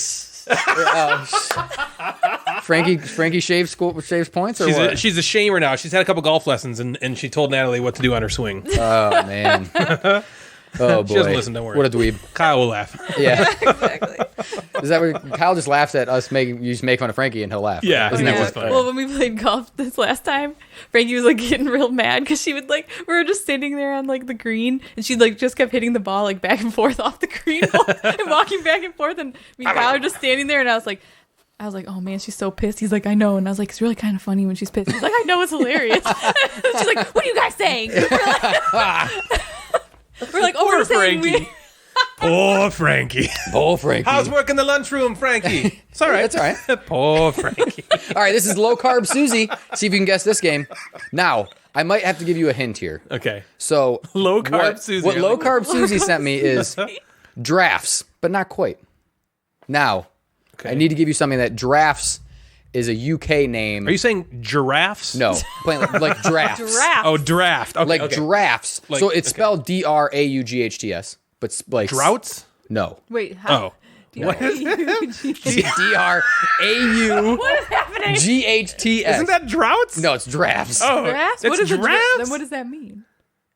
Like Well- card draft? Now, It's the UK. Is it just the UK it's way a to spell draft? UK way. confused. No, it's a UK way of. It's a game that's called drafts in the UK. Oh, it's the name of a game? I have no idea what's happening. You can't tell us the name of Drought the game. is DROUGHT. Oh, It's a different thing. Oh, you. So I'm so confused. Draught. That's the name Wait, of so the what's game. the clue? the name of the game in the UK is called drafts, but we call it something else. We call it checkers. So checkers and drafts is apparently the same-ish thing. Really? From the UK and Oh. the United States. Wait, of so you America. just gave it to us? Okay. No, but it's not checkers. What? All right, so say the clue again. she would've Well, now said- we know. so- now we know drafts The and checkers. American So- version of the clue is checkers. Yes, Yeah, the so American checkers clue. and- The American clue would be checkers, but not quite. Chess. No. Chinese chess. No. Chinese drafts. It's yinch. Oh, okay. So kind of, yeah, yeah. yeah, yeah. Okay, If hold on. you're poorly explaining it. DRAUGHTS. We're like, what? British game. Yeah. And it's pronounced what? Noun, British. Drafts. He's right. Face. Yep, he's right. Wow. Did you have to look that up? How to Yep. say it? Moving on. Drafts, British English, or checkers, American English, Yeah. Okay. is a group of strategy board games for two players, which a group. Maybe there's, but again, that's the equivalent. Yeah, Me yeah. and You're Low right. Carb Susie You're had right, a you're right. chit-chat No Carb about it. Susie. Holy This cow. next one is from Plurpy. That's a great name. This is Steven. He's a new listener, so I'm hoping he's listening to this as well. This is a game where you grow food, kill animals, have sex, do some renovations, and try not to Agricola. starve. Yeah, heck yeah. Agricola. Yeah. Nice. Noise. Better half I got it from reviews. the have animals have sex. That's what it is. That's Well, I what was like, it could be Kevin or not. yeah. So Better Half Reviews says this is a game where you're going to steal stuff really quietly, and then you're going to run to an escape pod. Steal stuff really quietly. There's a couple of variations maze of in this the game. space? And then run Something to in an the escape space. pod. Magic Maze? No. Survive in space. No. Clank in space. Clank in space. Yeah, Clank in space. Yeah, Ah. Clank in space. We're taking score again. All right, I got a few more. Emotional Cyborg gave me some really good ones. So I have a few from Emotional Cyborg. Now, so this is a game where you designate a dead guy who's going to toss cards at you as you fail to interpret art and catch a fictitious killer in a random situation. Dead man's draw? What is it? A dead man? So you designate a dead guy to toss cards at you as you fail to interpret art to catch a fictitious killer in a random situation. Is it? What? Is it? Reminds me of like Dixit, but if there's like a dead Ooh, it's guy. kind of like Dixit with a dead guy. That's exactly what the game Mysterium. is. It's called Mysterium, yes, yeah. yes. Which Boom. is Dixit with a dead guy. Dixit with a dead guy. Yep. All right. Okay, the thing that I thought there was dexterity involved. I'm like, he's throwing cards at me. Oh, he's just more of He's tossing. you're getting the cards. Yeah. Okay. We've got this one here. All right. You're going to grab some colorful cards to get other colorful stuff so you can build rock dudes. Rock dudes. Oh, that's Century Golem. Yeah, the Road. Century, Oh, the okay. Golem one. Yep. Yep. Okay. The point of the game is to get points, which you do by collecting these neat chips, which you can get free every turn, but if you don't buy stuff, then you just spend them later, and then you have this great tableau and you win. What? I can imagine, like, this is how someone poorly would explain Yeah, a game. because Yeah, this could be 1,000 games. Yeah, So go the ahead. point of do the it again. game is to get points. Yep. Which you do by collecting these neat chips, which you can get for free every turn if you don't buy stuff, and then you spend them to get more cards, and then you have a it great Splendor? tableau, and then you win. It's gotta Yeah, be it's Splendor. Splendor. Yeah, that's hilarious. All right, and the last one. So the last one. This was a little long, but last one. Miss French Toast. Oh, boy. Sam. Sam says, Samsonite. I have to try to do this in like a different voice. So, Do it in the Harry Potter voice. all right. Okay. So you put your hand below and move it real fast until you score. Happy Salmon. Get it stuck, Oh. or get covered in white stuff. What? I'll read it again. Okay. All right. So you put your hand below and move it really fast until you score, get it stuck, or get covered in white stuff. Get your Until hands you stuck? score, get it stuck. So this is a game where you put your hand below and move it really fast until you score, get stuck, or get covered in white stuff. we know this game? Oh yeah, you own it. Score, get stuck, or get covered in white stuff. I love this game. This sounds amazing. So my You guess, Ryan's I thought it was motion? like Pie Face, like that game Pie Face, where you gotta like push something, but it's not Pie Until you Face. score, I'm not going to cheat. Until you score, okay, you put your hand. You put your hand below and Put move your it around hand really below. fast until you score, get it stuck, or get covered in white stuff. Clask. Clask. Yep. Oh, yep. Yep. Nice. Yep. It's That was a covered good in white one. stuff. She's right. Covered in white stuff. The big The black magnets. piece. The big black piece is covered in Yeah. white stuff. You missed an opportunity there, Sam. Yeah. All right, that was it. That's awesome. That was So a thanks for playing. fantastic federal tax return. In this episode's Not boring at federal all. tax return. Well, now it's time to hear about a game getting the guts ripped out of it by our resident beater downer, Natalie the Flatulenter. So let her rip, Natalie. Ooh, in let her today's rip. Board Nice. game beatdown. Let her rip's a fart joke. You're the flatulator.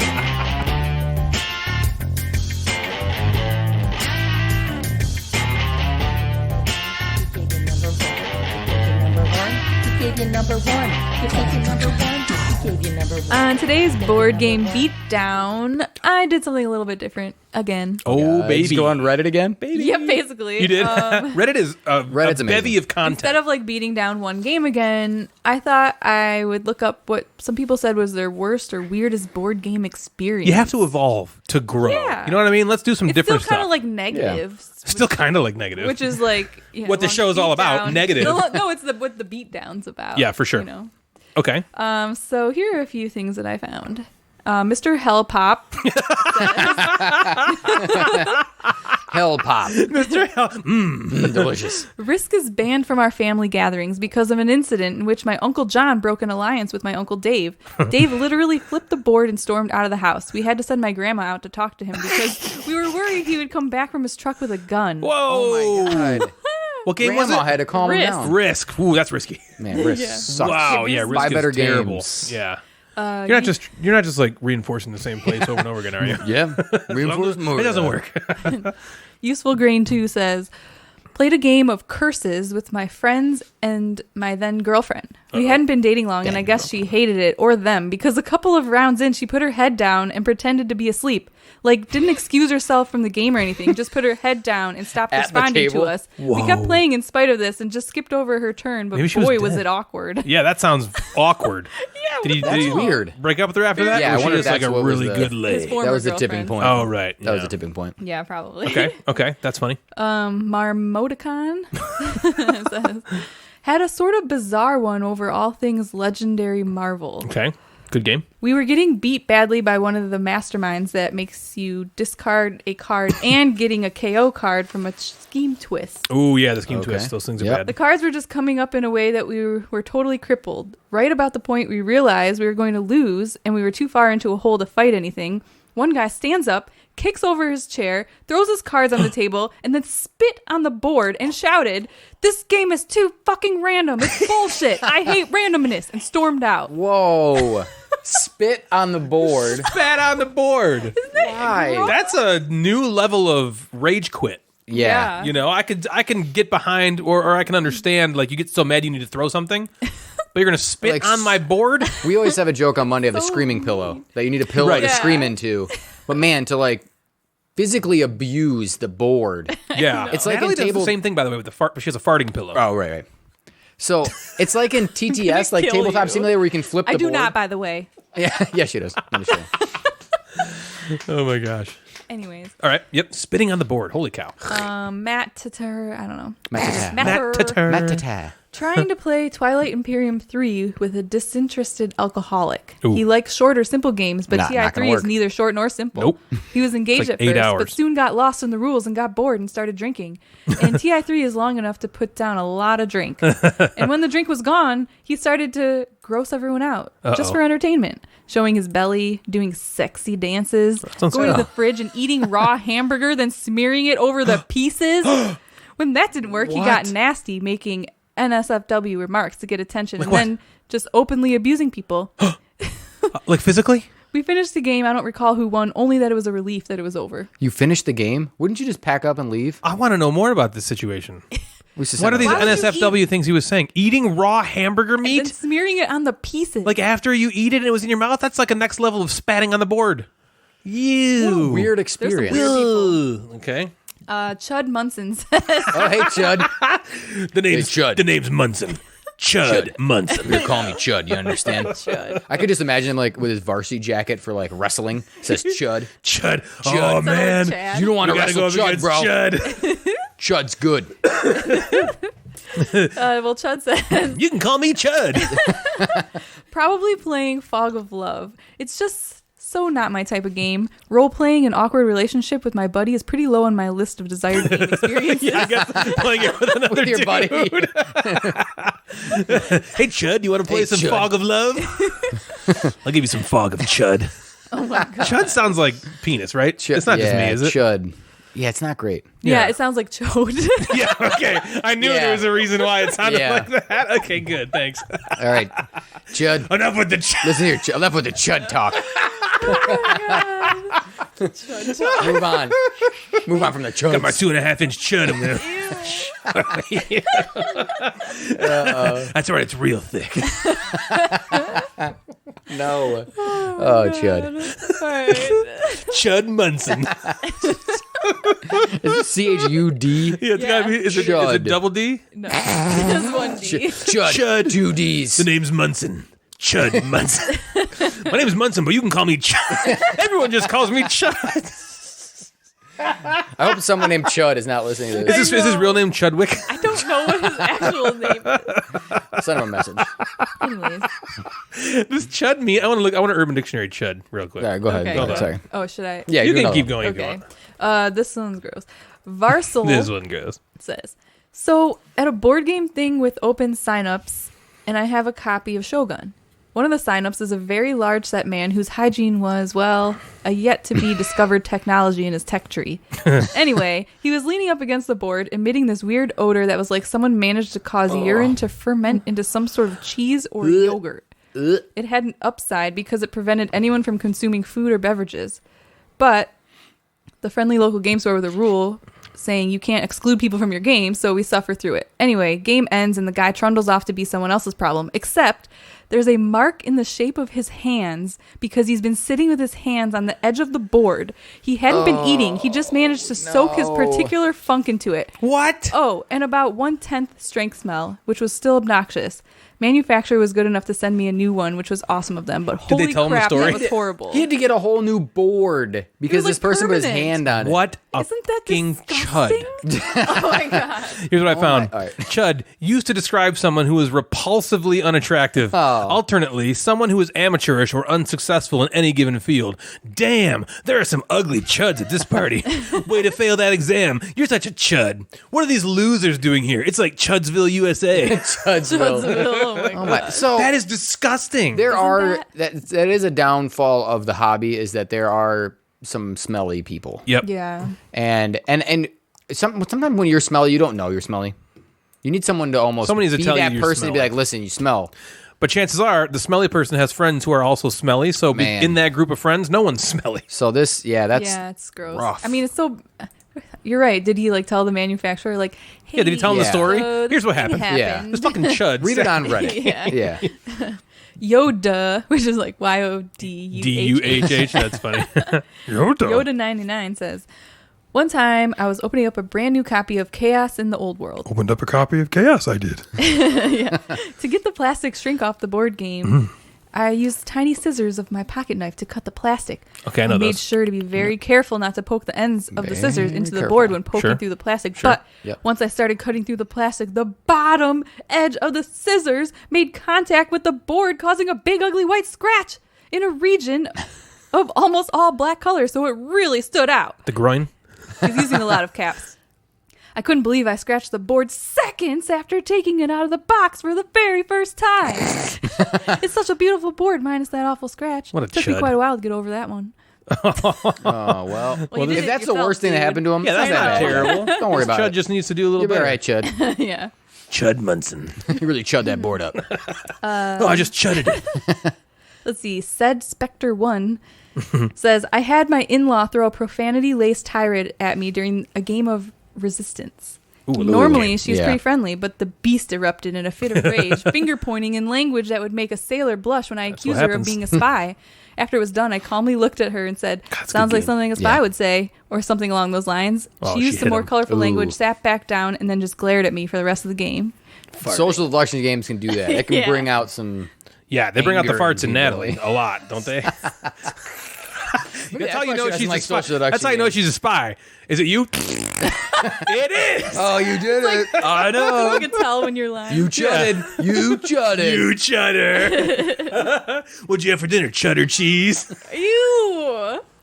Gross. Chud is like the new like moist. Chud is a gross word. gross It's a word. moist Yeah. chud. All right, continue. I didn't put the person who said this, but they said It's probably chud. I've had water poured over my head after blocking someone in Ticket to Ride. What? Wait, say that again? What'd you say? I had water poured over my head after blocking someone in Ticket You know, to it's Ride. crazy how angry that makes people. Yes.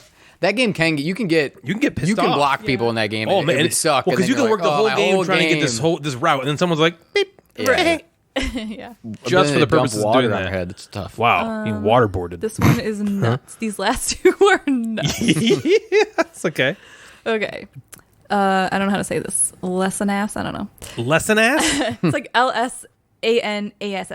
Okay, yeah, lesson Something ass. ass, They Sounds said, good. listen Or to lesion. this. I got stabbed when playing Milbornis. Milborn. Milborn. Yeah, Okay, Milbornis. Bill used to have I'm that. glad you know what it is because I wrote down what it was afterwards. I got stabbed while playing Milborn. Milborn? Yep. Okay. Brother and I were at wit's end because of who knows what. I was 18 or so, and he's 3 years older, so guy stuff. 21. And I either couped foray Math. or made other snarky comment, and he dove over the cards and tackles me. I start fighting to get him in control, and he grabbed an unsharpened wooden pencil and stabs me in the chest with the business end. With the business. Needless to say, He's got the business end of no a pencil. declared winner, and Milborn requires a mediator now. What? They still play it? They got. Mm-hmm. You I looked it up. I'm like, stabbed this is like a someone. stupid little like game from Yep. the 50s. Yep. It's an old game. What? Stab the business end of the Gosh. pencil. I'm gonna stab you with the business end of my Yeah. pencil later. And my personal favorite / grossest. Emmy J says, Oh boy. the weirdest was Michael when I Jackson. was playing Flex on a date. I was supposed to take one of his cards from him. Oh god. Oh boy. Sorry. What's gonna happen? When you can't get through it, it's the best thing in the world. She's totally Jimmy Falloning right now. I was supposed to take one of his cards from him, and he shoved his entire hand down his pants and smirked at me. I get what he was attempting to do, but it was gross, ineffective, and downright horrifying. Beyond the unwanted advance, I really care about my games and keep Wait. them in fantastic. His hand of cards is what he shoved. Okay, down I'm his like, pants. what do you mean? Oh, What was he his trying to hand- do? his whole- Yeah, I thought you just She meant was supposed to take one of Okay. his cards from him, and he He put the said, whole hand of "Boom." cards down his pants. Go get him. he needs to be burned. Then Yeah, she you said, chud. Freaking basically she chud. said, I sent that copy home with him and bought myself a new one. His cards touched his chud. Yeah, were they not? What the They're hell? not. They're kind not of- together anymore, right? They have to. No, it was just like one date. That was their first date. He put That is, Chud. if anybody out there That was thinks Chud that's a Munson. good Yeah, idea, that was it is Chud Munson for 100% a bad idea. It's bad. It's not. You're not gonna. That's not a win. No a girl. bad idea Not on the getting on the 30th. That's a bad idea when you've been married for 20 years. Yeah. Yeah. Don't. This No is why girl people is sleeve gonna their find cards. That attractive. Yeah, you get your ball chalk over all my Especially if flux you don't cards. really know You this person. Got That's chud all over my cards. weird. Yeah, I don't want your chud, your freaking chud And cards that's all over I me. got for board game. That's a good. Yeah, how do you feel about that, Chud Munson? You got beat down the worst, chud. So, on today's game of the episode, we are playing another rousing game of board game or bullshit. If you don't remember this game from way back in episode 45, here's how it works. I'm going to give Natalie and Jeff 5 games each, and they have to determine if what I'm giving them are actual games or just some bullshit that I made up. Whoever gets the most correct wins. We're doing it a little differently this time. The first time we did it, I just gave you the name of the game. I went one step further this time, and I'm also providing the Board Game Geek description for the games. Okay? Now, it's either the Board Game Geek description or Ryan Brain that has come up with this. So Okay. you have to tell what is, if this is a board game or bullshit. Natalie, you're going to be first. Okay. We know if there's any Yeah, you are. Pacificas in it. It's Yeah, Pacifica. So I was thinking about that when I was doing this. I was like, okay, try not to go into your own life here because Jeff will sniff you out. Natalie, okay. this game is called Patch History. Okay? Okay. Patch History is a strategy game with cards that symbolize historical heroes and wonders, with the whole game being divided into 3 eras. During the game, you acquire these cards through auctions and expand your territory by placing cards so that they overlap one another on a 5x5 space. Patch History. Like patch, and then the H also is the history. Yep, exactly. It's like one word where patch and history are Oh, Natalie's doing this by herself. scrunched Yeah. together. This is okay. just Natalie, yes. I have no. Okay, then what's the next one? Patch history or Is that a board game or okay, is it yeah, bullshit? right, Yeah, is that you have to Now determine I is get that a it. board game or is it Yeah. bullshit? What's this game called? Choo choo. Oh. And now the inbox. Sorry. Okay, yeah. Is patisserie? All right. A board game or is it bullshit? Is it? Natalie? All right, I'm gonna write down my guess. Yeah, that's a good idea. I like that. Patisserie. I thought I'd be able to figure it out quickly. 1 second. No. Nope, you're wrong. Okay, Jeff. No! Just kidding. Yeah, that's a tough one, huh? I'm gonna say bullshit. Okay. Should I tell you right now or Yes. should we go back? Okay. Incorrect. Board game. Damn. Board. I guess. You guess board game? Just That in is my an head. actual board game. The name All right, patch history. Yes, patch history. Jeff, you ready for your number history. one? Patch history. I don't know how you say it. Patch history is probably not. Patch history. It's like patch history. Patch history, yeah. Crazy. Yeah, I'm All right, ready, Jeff. I'm ready. Outfoxed. Mrs. Plumpett's prize pot pie has gone missing, and now it's a chicken chase to crack the case. In Outfoxed, you move around the board to gather clues, then use the special evidence scanner to rule out suspects. Outfox is a game. Yes. Yeah. You've heard of it? I did. Oh, he knows. I think it's a Haba game. Is it? It might be. Yeah. But yes, Outfoxed is just a so game. you guys know, Yes, I'm I gonna go with- went deep into the annals of Yeah. the pages just in case. But there is a chance. Like I knew Patch History was a game. When Okay, I saw I Patch didn't. History, I was like, I know that game. I was like, Okay, I they didn't probably know that. won't. Yeah, I didn't know that. But That's what I I've thought. seen Outfoxed before. Okay, so that's how you can do Sorry, well at this Natalie. game is if you heard of the game. All right. Okay, Natalie, are you ready? Yeah. In the Shadow of the Emperor. That's the name? That's the cool. name.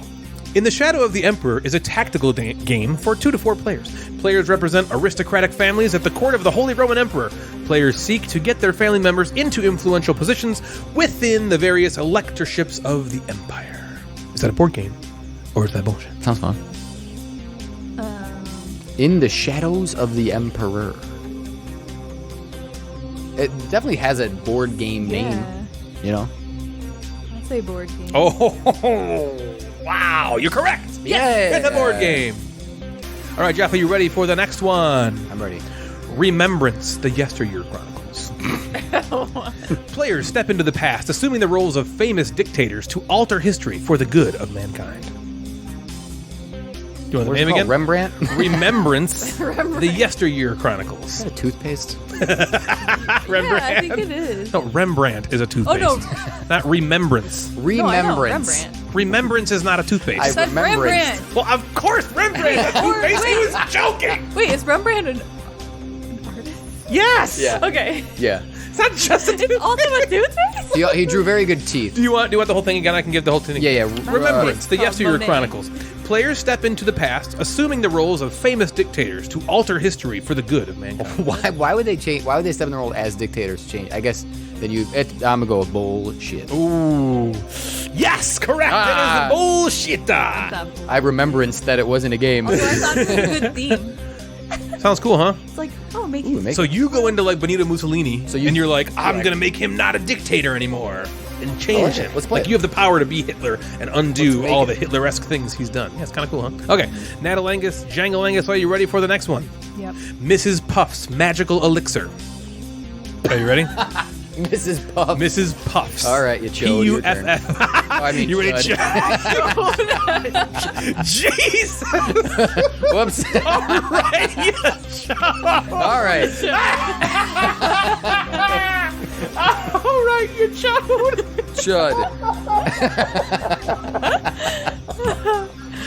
That's gotta be the best. All right, you chode. All right, you Go with the name. chode. You ready Puff for something? this? All right, sorry. Mrs. Puff's Magical Magical Elixir. Be the first to concoct the potion that has kept Mrs. Puff alive for centuries. Players use a card drafting system to attempt multiple different potions in a trial and error system created by E. George Montgomery. Bullshit. It says the error system was created by E. George Montgomery. Bullshit. Are you sure? Yeah. It's a game. It's bullshit. Nice I job. nice. When you tried to emphasize that last part. I E. was George like, Montgomery, that's how you got it? George the George. We're doing good here. What's the score? 2-2. 2-2. Who goes after Natalie? It'll be Jeff. Your turn. Yep, Are you ready? my turn. Yeah, you ready? I'm ready. You ready for this? You I'm ready. freaking chode. Yeah. The chode is ready. All right, you chode. All right. Mrs. Puff's magical. Mrs. Puff's Potion. Magical Elixir. I thought there was a chance. All right, Yeah. Jeff. Troll and roll. Okay. Trolling. In this quick and brutal dice game, players assume the role of a troll and roll their way to victory, throwing rocks at unsuspecting goblins and finding men to crunch. The player with the most crunched bones has secured their place atop Troll Mountain. Is this troll and then like Roll N, is R- N roll? No, and. And. Troll and roll. Troll and roll. But then it says, players assume the role, R-O-L-E, of a troll and roll their way to victory. I'm going to go with that's a game. All right. That is, in fact, a game created by Ryan James. Oh. It is bullshit. Damn. When you said that, it reminded me of Trolls Lexi's moved. little rap. Troll, roll, troll, molt, and roll. Or something. She didn't actually say it, but yeah, that is, Sounds yeah, good. right. Okay, so troll and roll was, in fact, bowl. All right, Natalangus, Jangalangus, are you ready for the next one? Okay, here we go. Circle the wagons. Each player in Circle the Wagons is fixin' to build up their own boomtown, but only one will build the best in the West, blaze a trail by drafting cards around the circle and placing them in your town. Yeehaw! Try to connect matching territories to score prosperity points. Prosperity parents. Circle the Wagons. Is that a board game? Or is that bullshita? Let's hear about it, you big chode. You big chode. What is it you say? All right, you I chode. was like, let's hear it. I mean, Chode, what do you think? Chode. that is good stuff. Circle the Wagons, Natalangus. I'm going to say bullshit. No, that's a board game. He's right. Yeah, Circle the Wagons. Circle It's a board the game. You Wagon? heard of that one too? Yeah. That's what a stupid name. That is what a stupid name. Yeah. And it's because of that is the what a stupid Wagon? name that I put it on this list, making you think that maybe that's just some bullshit. All right. Jeff, are you ready for the next one? Yep. Okay, Jeff, here we go. Horse fever. Oh, God. Horse fever. Horse fever. Is that like hay fever? Horse fever transports players to a setting based on the noir novels of the 1930s, where each player is called on to impersonate rich bettors that will use any means necessary to cause the bets they place to pay off. Horse fever. Why would that be the name of a game? Like, why would someone? Why there? Oh my God, is he giving If it this is a away? game, Or is he- okay, I need to say something after this. I'm saying that this is bullshit, and then when you tell me it's a game, I need to say some things. It's a game. This is absurd. So, I don't want to give this thing credit for me to even say it's a game. Horse fever? Yeah, horse fever. There was a group of people that sat around a table and said, let's call this game Horse Fever.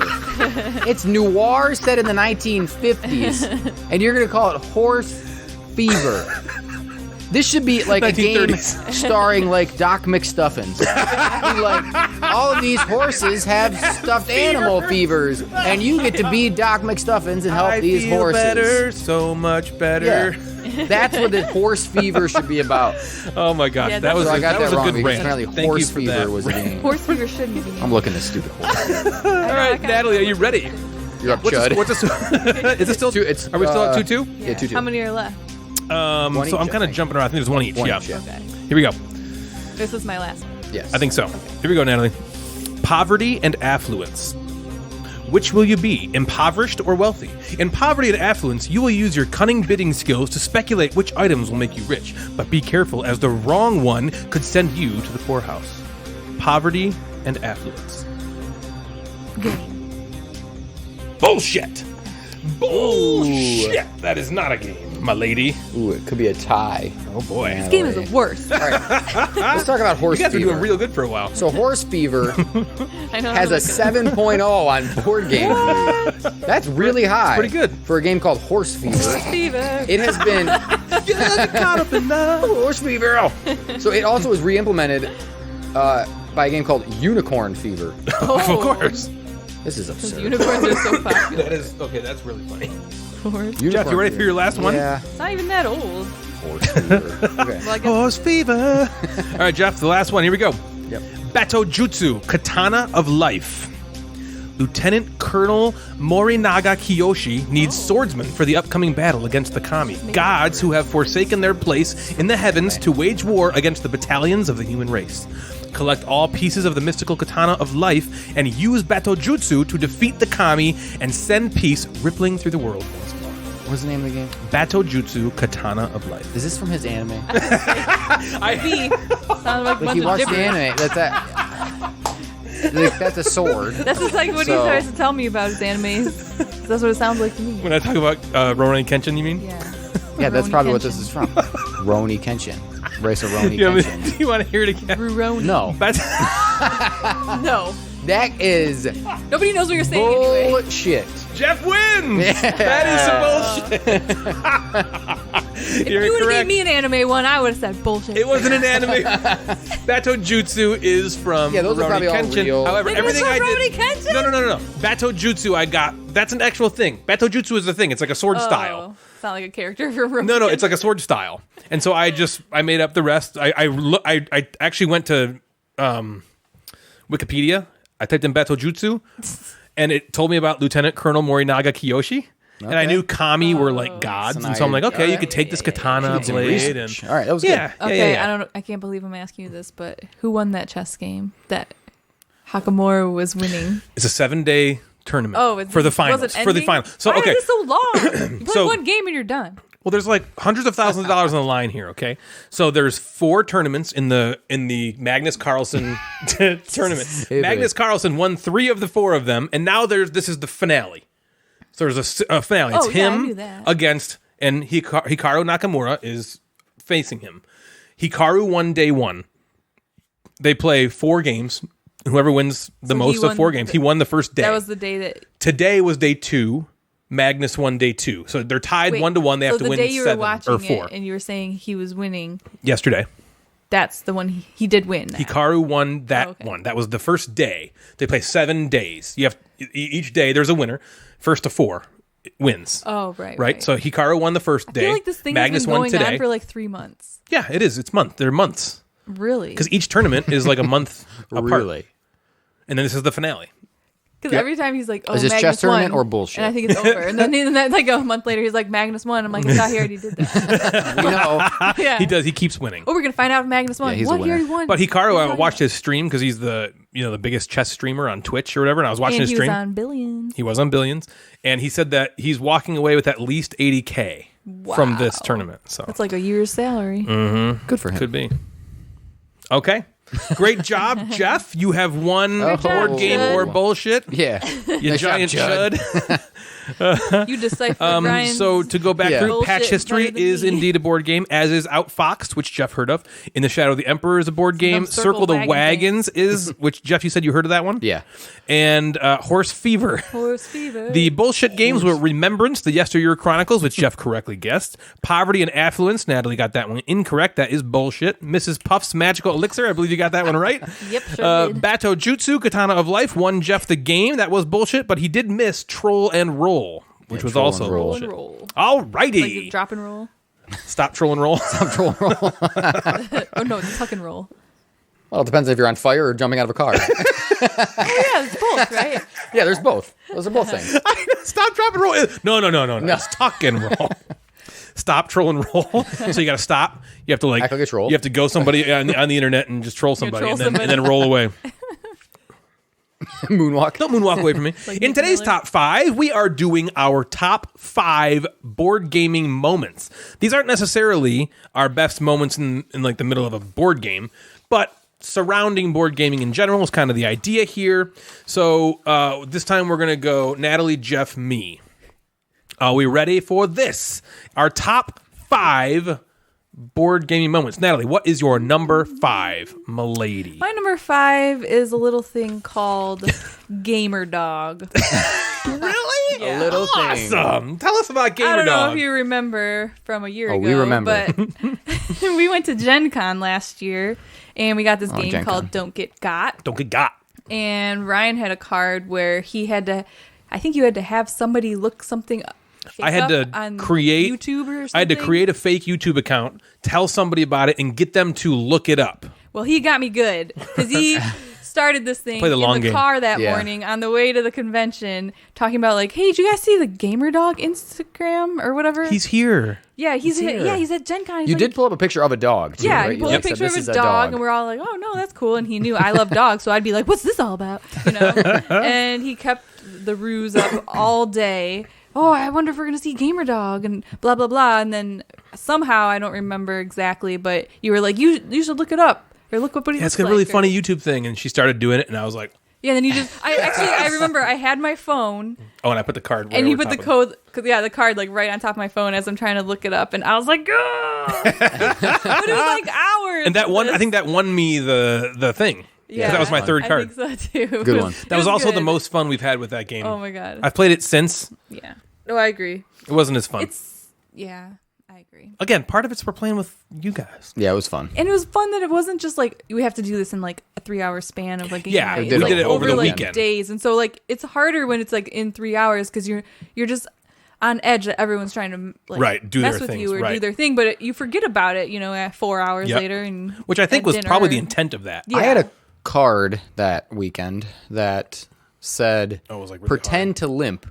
Oh, I remember and that. have someone ask you yeah, what's he was wrong. so upset because none of us So were saying I what was wrong. proceeded to limp, and not one of my so-called friends asked me what was wrong with me. I just don't care about your leg. No one cared. I didn't even about notice my you limp. limp. I just didn't notice it. That's all. There was a It gas was leak funny. that weekend, so Yeah, I just didn't that notice. was fun. I'm so was sorry. funny. I'm so sorry. Jeff, what was is your funny. number 5? My number 5 also has to do with Gen Con, and it's just my first year going to Gen Con. It was just Ryan and I, and it's kind of the first moment I saw and got to walk through the vendor hall. It was like There's nothing like that. when the doors open and you see the vendor hall and you see all these people who like love the same stuff as you do, and everybody's usually really, really nice, and just like seeing it for the first time, being like just this massive, massive room of board games and people who are like me, and just like it was very cool. I'll remember that moment and look forward to it hopefully next year. I know. I You're love right. the You're vendor right. There's hall. nothing like that first Gen Con experience. Seeing the vendor hall. Yeah. And it's the enormity insane. of it. And even beforehand, where there's thousands of people standing outside just every waiting. entrance, just waiting. Yeah. Everyone's taking pictures and videos because it's really a spectacle. Yeah. You gotta, if you haven't gone to a Gen Con, I mean, I say this all the time, you gotta go once, Yeah, you at gotta go least once. once, and experience that vendor hall madness. Yeah. Yeah. You know, Even at if you least just one buy time. like a 1-day thing. You just go for a day. Like, but Get there early. enormous. You know, enjoy it because it's so cool. fun, and it's. I don't want to take too much time here, but it's so fun to just go through. We had a plan. Me and Jeff made these. Every year we make these lists of things, and so we're like kind of like nervous energy. Like we gotta. These are our competitors. All these people. Yeah. We want this game, and so Yeah. it was really. Yeah, cool. it's That's fun. a great pick. My number 5. I've talked about this 1,000 times. It's a joke at this point, and it's coming on here now because the reason I say it every time it happens is because I thought it was really awesome. And this is playing Attraction with Richard Launius. Yep. I'm telling you that I say it all the time, and again, it's a joke, but we're at Grand Con, a little convention in Grand Rapids, and we're playing Attraction, which is just this little dumb game where you're throwing magnets at other magnets. And Mr. Arkham Horror walks by, Mr. Defenders of the Realm, and he's just looking at our game, and we're just like, do you want to play? And he's like, sure. And he sits down, and he starts playing with us. And he sees that I have, or maybe Jason had the Builders. And he's like, oh, that's a great little game. I love that game. And we're talking to him. He's talking to us about the design of it. We're just throwing, marbles, and Jeremy wins. And he can say, he beat Richard Launius at Attraction. And he was just playing, sat down, just talked to us like he's just a normal dude, which he is. They're all normal dudes. But, to us, we're like, this is royalty in the board gaming world. And he's sitting at our table. And he hung out with us for like 45 minutes, just playing games, That's shooting the awesome. bullshit. And it was just super cool. Yeah. So that's my number 5 moment, is playing Attraction with Richard one, good one. Launius. Nice. Natalie, what is your number 4? My number 4 is, it also took place at Gen Con when we played for the first time the game Medium, and Ryan and I at the same time shout 3, 2, 1 vagina. Yep. That's captured on video. That is captured on video, and it was the only one you got right. Yeah, I know. We were so trash. Yeah. We were trash at that game for so long. It was great. And the one time you clicked was on vagina. And then It was great. like that Oh proceeded my to be like a God. joke later, and it carried on to Grand Con. And, Yep. and With we Mr. were Measles like, and "It's our Dave." thing," and yeah, it's Mr. Muse is like, vagina's your thing? Yeah, and he's It like- was so That's great. funny. Yeah, it was. That was really it was funny. really Yeah, fun. we are chuds at that game though. Yeah. Well, we got much better. We did. We did. You improved. We played on the show. You went one from a time. chud We to were a pretty chad. good. We did. We're just chads now. All right, Jeff, what's your number 4? My number 4 is when I started my board game club at the school that I teach at. That's a good one. Seeing, so our first meeting with my students now who have long graduated and are probably 20 somewhere in the 18 to 21-ish range who have now graduated. That first group of kids that I got to see as sophomores, juniors, and seniors, like play games, get into it, graduate. And then this also goes, and when they graduated, they got me this very cool, like gigantic 1.5 foot tall, like wooden meeple, and which they all is now signed just it. a totem pole-esque thing in your game room. So that's amazing. And they all signed it. It's a moment I'll always like remember, whether or not, I don't know if I'll be able to play board games this year because of COVID or whether or not we're in person. So that was just something that I'll always treasure, is that first group of kids that were in the board game club. That's a fantastic one.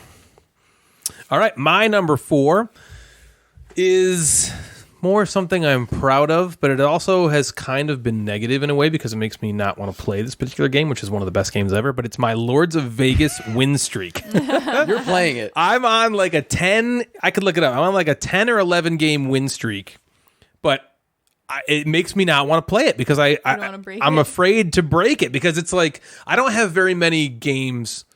There's not a ton of games that I am just like I have a winning streak at. I mean, how many games can anyone say they really have a winning streak at? And especially a game like Lords of Vegas is not like you're better. I'm like better than you. It's swingy. Incredibly swingy. And to come out on top, it's somewhere between 9 and 11 times in a row is an achievement that I just am very proud of.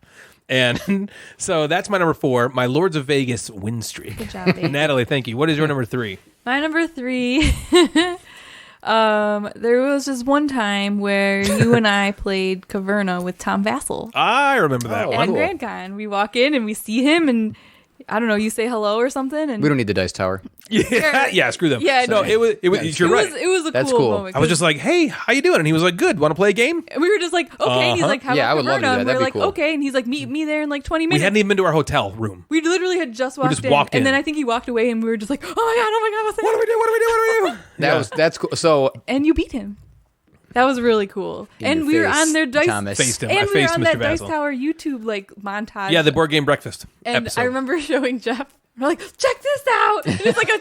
It's literally just us looking at the table, like nodding our heads, like. Yeah. So I remember that I have a kind of a side story to that where I was gonna go to Grand Con with you guys, I think, and something I don't know what came up, what it was. So you would have been there, and I would have been there and playing. And I remember you sent me a picture with you and Tom. Yeah, just like or the three. It might have been the three. No, I know the picture you're talking about. And it was then just me in that moment, I was at like my the local game store, and I took like a selfie and sent it back to like me sad in front of like at RIW, which is I was like, oh, you're playing with Tom Vassell. I'm like, should I get sushi go?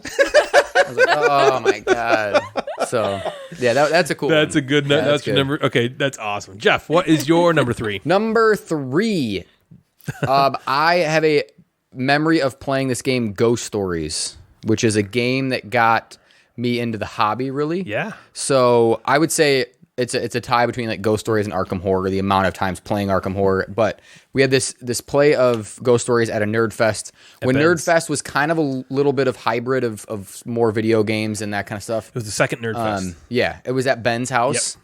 And it was, I got, because I probably would have went over there and just played Halo and played video games or whatever. And they're like, come over and play this game. We'll die in 10 minutes. That was kind of like. That's what I told them. Yeah, we're going to die in 10 minutes. Just play it. And it was an epic. We like won on like a final roll. It was like the first time that they had won this game. And it was a awesome, such a fun play. It's a co-op game. Ghost Story. If you never played Ghost Stories, it's great. The exact play really Jeff's talking about, hard. I made a session report on Board Game Geek for this. So if you go to my account, SandmanX82, you go to my session reports, I wrote one on this exact play that Jeff's talking about. And I think the session report is called Don't Worry, We'll Be Dead in 10 Minutes. Or We'll Be Dead in 5 minutes. It was cool. Like so it's something that I'll remember because it got me into gaming, because it was just so epic. It was a lot of fun. It's clearly a memorable moment because I feel like you guys bring it up.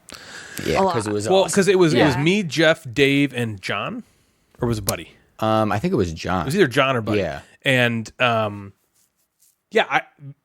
amount of strategizing that we were doing toward the end. Yeah, and I think telling them we're going to be dead, and then we're not dead. Yeah, we might actually win. Yeah, it just created this like really cool. Yeah, it was kind of magical at the time. Yeah. All right, my number 3. Is a moment on Gen Con, around Gen Con, and the most recent Gen Con, in fact. And it is entitled The Great Gas Leak. Oh, yeah. Oh, how did I not think of that?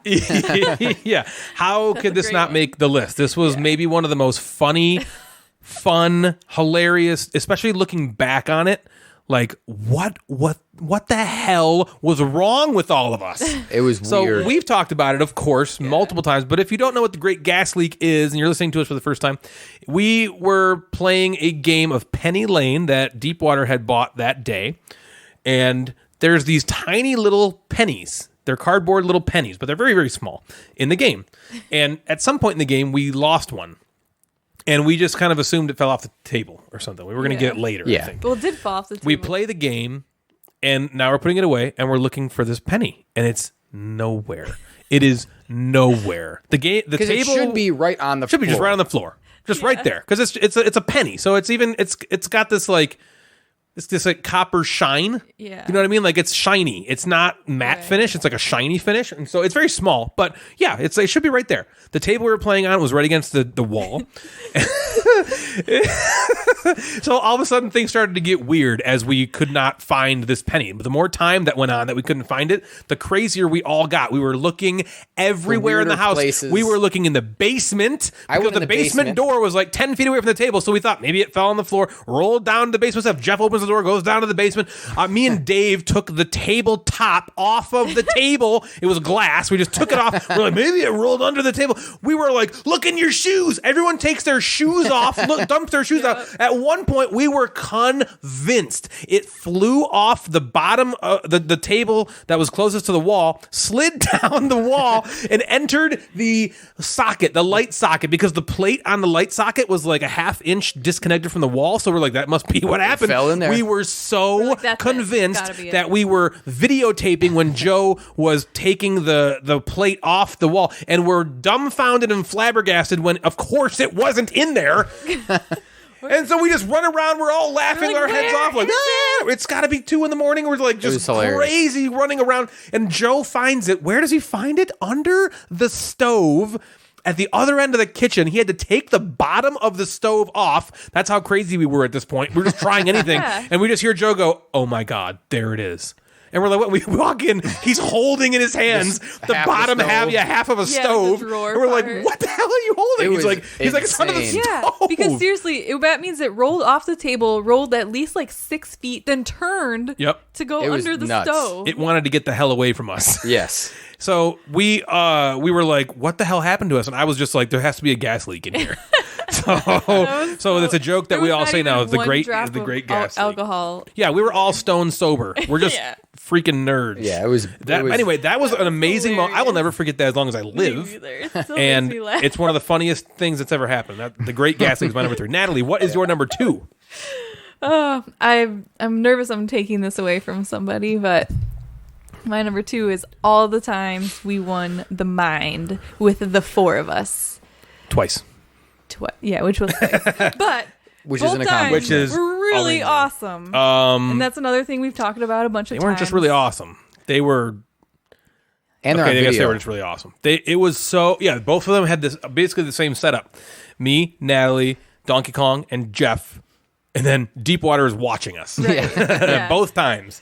Yeah, and I mean, you know that game. It's difficult, and you got to have the right group, and a lot of it is luck. You know, sometimes you would be playing like a 97 and a 98 in the correct order, just out of pure luck. Yep. Like, because how the hell would you know? Oh, there was who so has many the- moments in both those plays where there was times we were just like, oh my God, I can't believe Yeah. that worked out. Yeah, And that's one of those- That's 20, 21, was 22, awesome. just like Yeah. boom, boom. That's Yeah. one of those moments where there's so many times that it's so tense, so stressful, but we also like erupt. You know, because yeah. when you get something right, like, oh my God. Yeah. They just oh let my out God, I this can't big, believe like- that There was one moment where Breath of release. Donkey Yeah. Kong and Jeff were playing. This is on our first win. Jeff had the 20 and Dave had the 21. Okay. And they were sitting there forever looking at each other like, who's going to go? And they both go at the exact same time as fast as possible, thinking, okay, I got it. Jeff somehow, just out of sheer dumb luck, just happens to get his right underneath Dave's. And we just like, wow! Yeah. Like, oh my God, it worked out. Because Yeah. I think we might have killed us then. It was so so stuff like that happened, and that's a great one. That's a great one. Jeff, what about you? What's your number 2? It's a great choice. My number 2 is the moment that Devin and I played Underwater Cities, and she said she liked it. Yeah, nice. good one. So- What's your favorite game of all time? Yeah. And that falls into some of her like starting to kind of like games, Yep. like not like just a big tolerate game. them sometimes, but now That's she's a big, heavy yeah, game. she likes that. She likes Terraforming Mars. She likes Orleans. She likes these games that I like and want to play. So now she's becoming one of us. One of us. One of us. Yep. You turn into a chud. Yeah. A little bit at a time. So that's number 2. Is that what is you, Joe? Go Number ahead, 2 for me is okay. It's going to be hard to understand how great this was for me because this was a very intro gaming thing. So when I first started gaming, it was Hero Quest, and then real gaming was Arkham Horror, and then one day I go over to Bill's house and I play Carcassonne, and I played Carcassonne, and I could not believe how much I liked that game. Unlike anything I'd ever played up to that point, right? All the other games I'd played were Ameritrash kind of stuff. You know, Arkham Horror is like a dude's on a map. You're going around rolling dice, you know, and then same with Hero Quest. It's a dude's on a map. You're going around rolling dice, killing stuff. It's like monsters and stuff. And then you play a game like Carcassonne, which is a tile-laying Euro game where you're, you know, building a city and farming. And I could not believe how much I enjoyed it. But that's not really the moment I want to talk about. The moment I want to talk about is after I played it, Bill was making an order to buy some games. And he was like, do you want a game? I said, I want Carcassonne. And he's like, okay, the big box is out. And that was my first game I ever bought. And so... And that had like all the expansions at the moment, right? Yeah, like everything that was out for at the time. And so I come over to his house like the next week, and it's sitting there on his... If you know, Bill's got that like... When you walk in, it's got little that, half wall. little half wall. And it was just sitting on the half wall in shrink, waiting for me. And I cannot describe to you the way it felt. Owning my first game, and it's this huge box, and the wonder that I had when I take it home and I open the shrink and I'm looking through it all.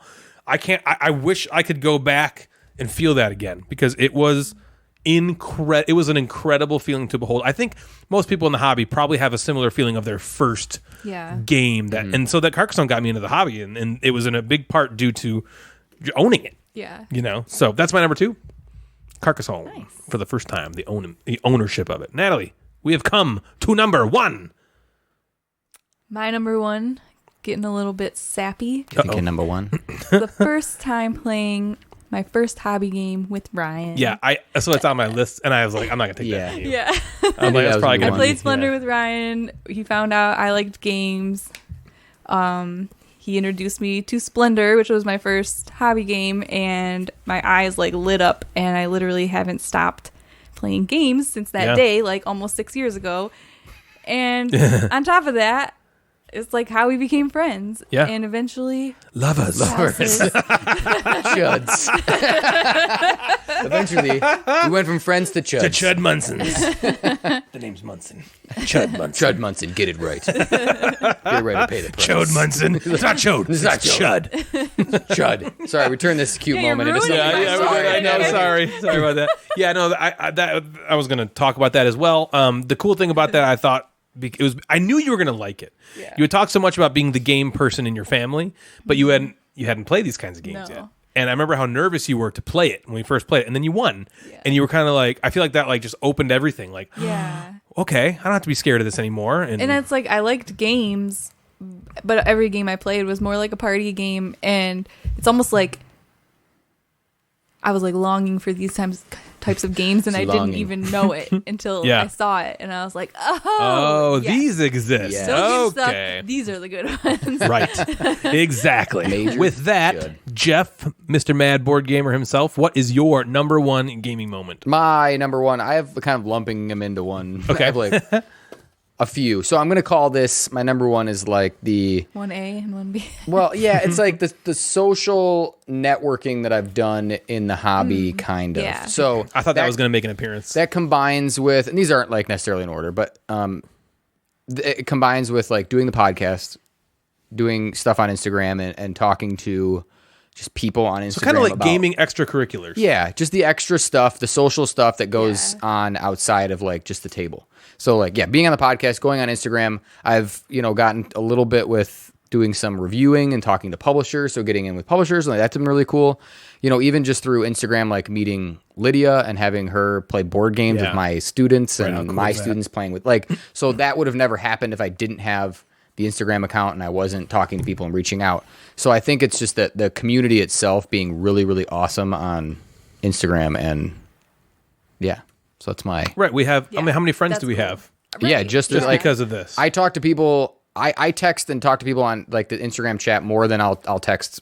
You know, Sure. my human friends and Yeah. my in-person friends. Right. These people are not humans. Yeah, and we Friends so that you These know in real aliens. life. yeah, so Yeah, it's no, great. And absolutely, I can't wait to exactly. meet a lot of them. And we were going to do it at Gen Con, which was Yeah, that's a bummer Sad, because but- this was going to be the year. we will Yep, we meet will. a bunch of people One and be able day. to do some. But I mean, I feel like we have real friends with a lot of these Yeah. people, and it's I don't know, it's really cool. I think that's a great number Very one. cool. Yeah. My number one is something that happened at Grand Con. My thunder was stolen a little bit on this one. It is playing and beating Tom your Vassal number one? in Caverna. Yes, I made a geek list about it and everything. Yeah. Yeah, I mean, YouTube at channel. that moment in time, I mean, Tom Vassal still is kind of the king. Oh yeah. You know what I mean? He's like in the board game media circles, Tom Vassal is number one. Yeah. You know what I mean? People who don't know anything really, like, don't know publishers or designers or anything like that, probably know Tom Vassal. Yeah. Right. And this was like in 2015. So it was before we started any podcasts or anything. You Yep. know, Yeah, he was the man. Yeah, really he's royalty. He's Yeah. in the same way that Richard Launius is royalty for creating a board game. Tom Vassal is royalty for reviewing them. Right. And seeing him, kind of like Natalie already talked about, the way it happened, we just literally walked in. The first person we saw when we walked in was him. We walk into the little vendor hall thing, and I'm like, I'm just gonna go talk to him. And I'm like, hello, how you doing? Nice to meet you. You know, we're big fans. You know, it's cool you're here. You know, and he's like, thanks, great to meet you too. Do you want to play a board game right now? And we just were like, what? Yes. Okay. He like talking to Natalie me? said, he kind of walks away. He's gonna go. I think he's gonna go find more people. Yeah, He wanted yeah. to play Caverna, which was a bummer for me because I didn't like it at the time. We played it one other time, and I was kind of like, but what am I gonna say no to Tom Vassal? Right. I don't want to play Caverna. When Caverna was like his favorite game Yeah. at the time, he was like, that's all he loved that game more than anything. And so I'm like, okay. And so we play Tom Vassal's favorite game with him, and I beat him. And then we go to dinner with him. After the game's over, he invites us to dinner. We go to dinner with him, the founder of Grand Con, and some friends.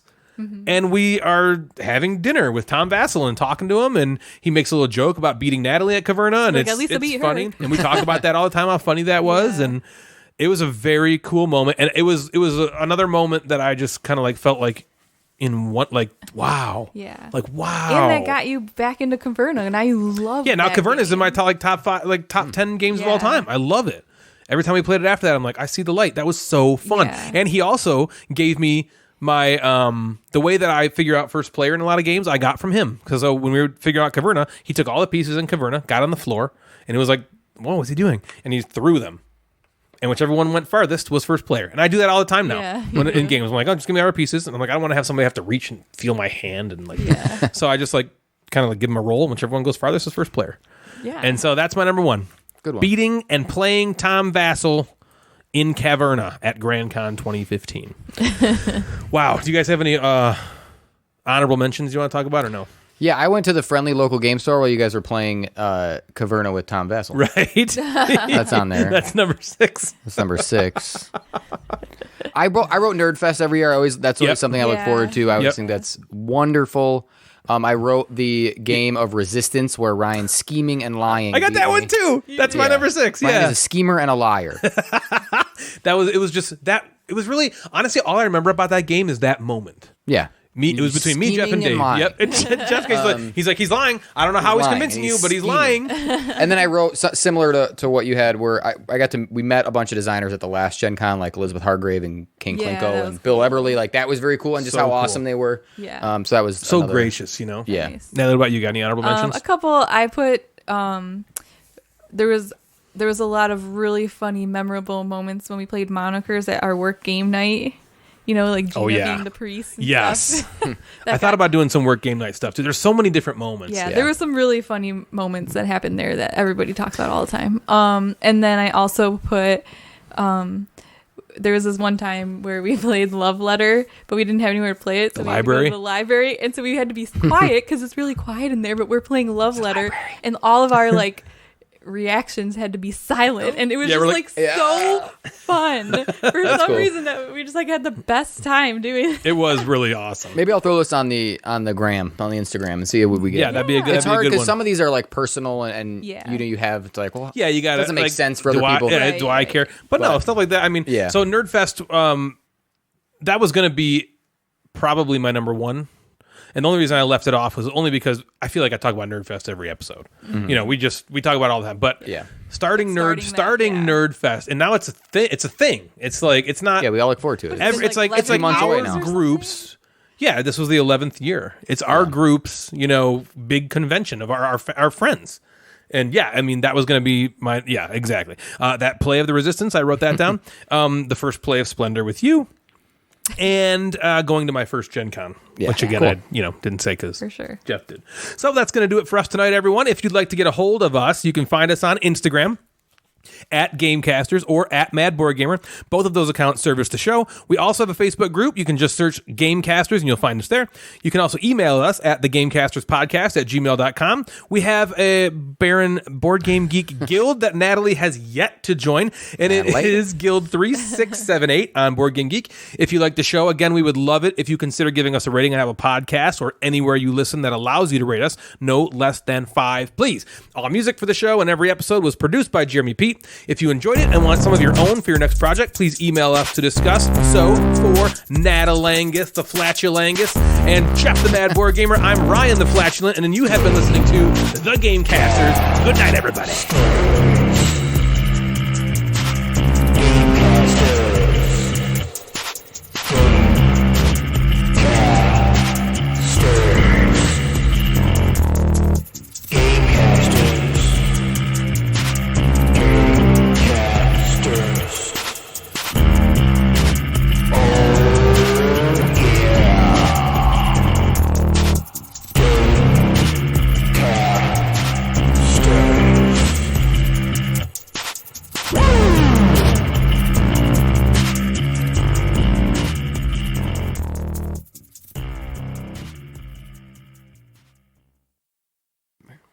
What were you gonna say? He likes to what?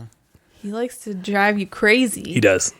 He if I get angry at something he does, just shut up. Fuck yes. I once told her we were we were driving on the road, and I was like, can I tell him this? Yeah. I was like, all right, so. I'm like, oh, wow, they finally got their flag. It was just a business that had an American flag. And she's like, what do you mean? And I'm like, well, there's a waiting list because each state is only allowed to have so many flags flying. And Michigan's limit is 3,000. And I went to the barber the other day and they told me they were their application was finally approved to get a flag. And they have to wait a couple years till some business takes theirs down or something like that. And Natalie's like, oh, really? Wow. Okay, man, I didn't realize there's flags. People have a flag limit? I'm like, yeah, there's a flag limit. You're the worst. That's great. Well, now I don't fall for anything. Yeah. Okay. No, here's his tell. If he tells me to look it up, I immediately know it's not true. No, but that one time it was. Gamer Dog. Yeah, Gamer Dog. Gamer Dog. That was fucking great. No, what was you just looked something up. And it was, and you thought it was true. I told her that. Yeah, that's right. I told her that Kurt Cobain was Jim Morrison's nephew. Why did you know? I don't know. I thought you were gonna tell him about the window, screaming out the window thing. That's what I thought you were gonna say. So sometimes I make her so mad she has to roll the window down and go, ah! We were in the car one day and I don't know, he said something and I was like, 1 second. And I just rolled down the window and screamed at him. You have to sprinkle in true things, by the way. Well, yeah. So that's what. So we just did one that was true just last time. But at that moment when I screamed out the window, he talked about it for 2 weeks straight. He's like, that was so great. That was the best thing ever. It was. Those moments are what life's all about. I'm sorry, Harry Jeff. Potter. No, that's right. Whenever you're ready. Oh, wait.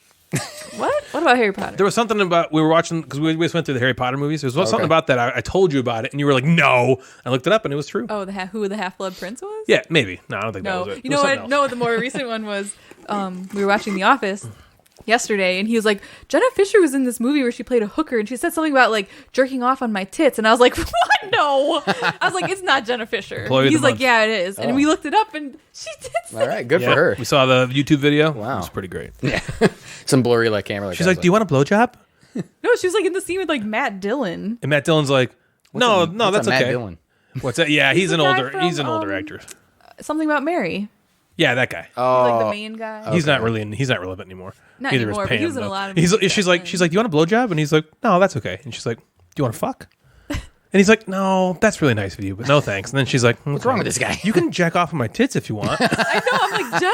I know. I was like, okay, I will do that. Any of those, all three. Those sound It was good. from like 2012 or Nope, 2004. Oh, 12. It was like You're right, in the very beginning Yeah, of The it was, like, Office. second season. That's of funny. Office. Yeah, when she was like, she looked good. Okay, sorry, man. Beat down it Anyway. up. No, inbox it up.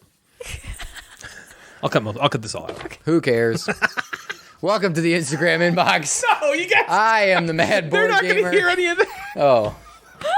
What, do you want me to start over? I like how we just went on like a tangent. In the Well, I middle. know. I know you were going to cut it out. I'm sorry. Okay.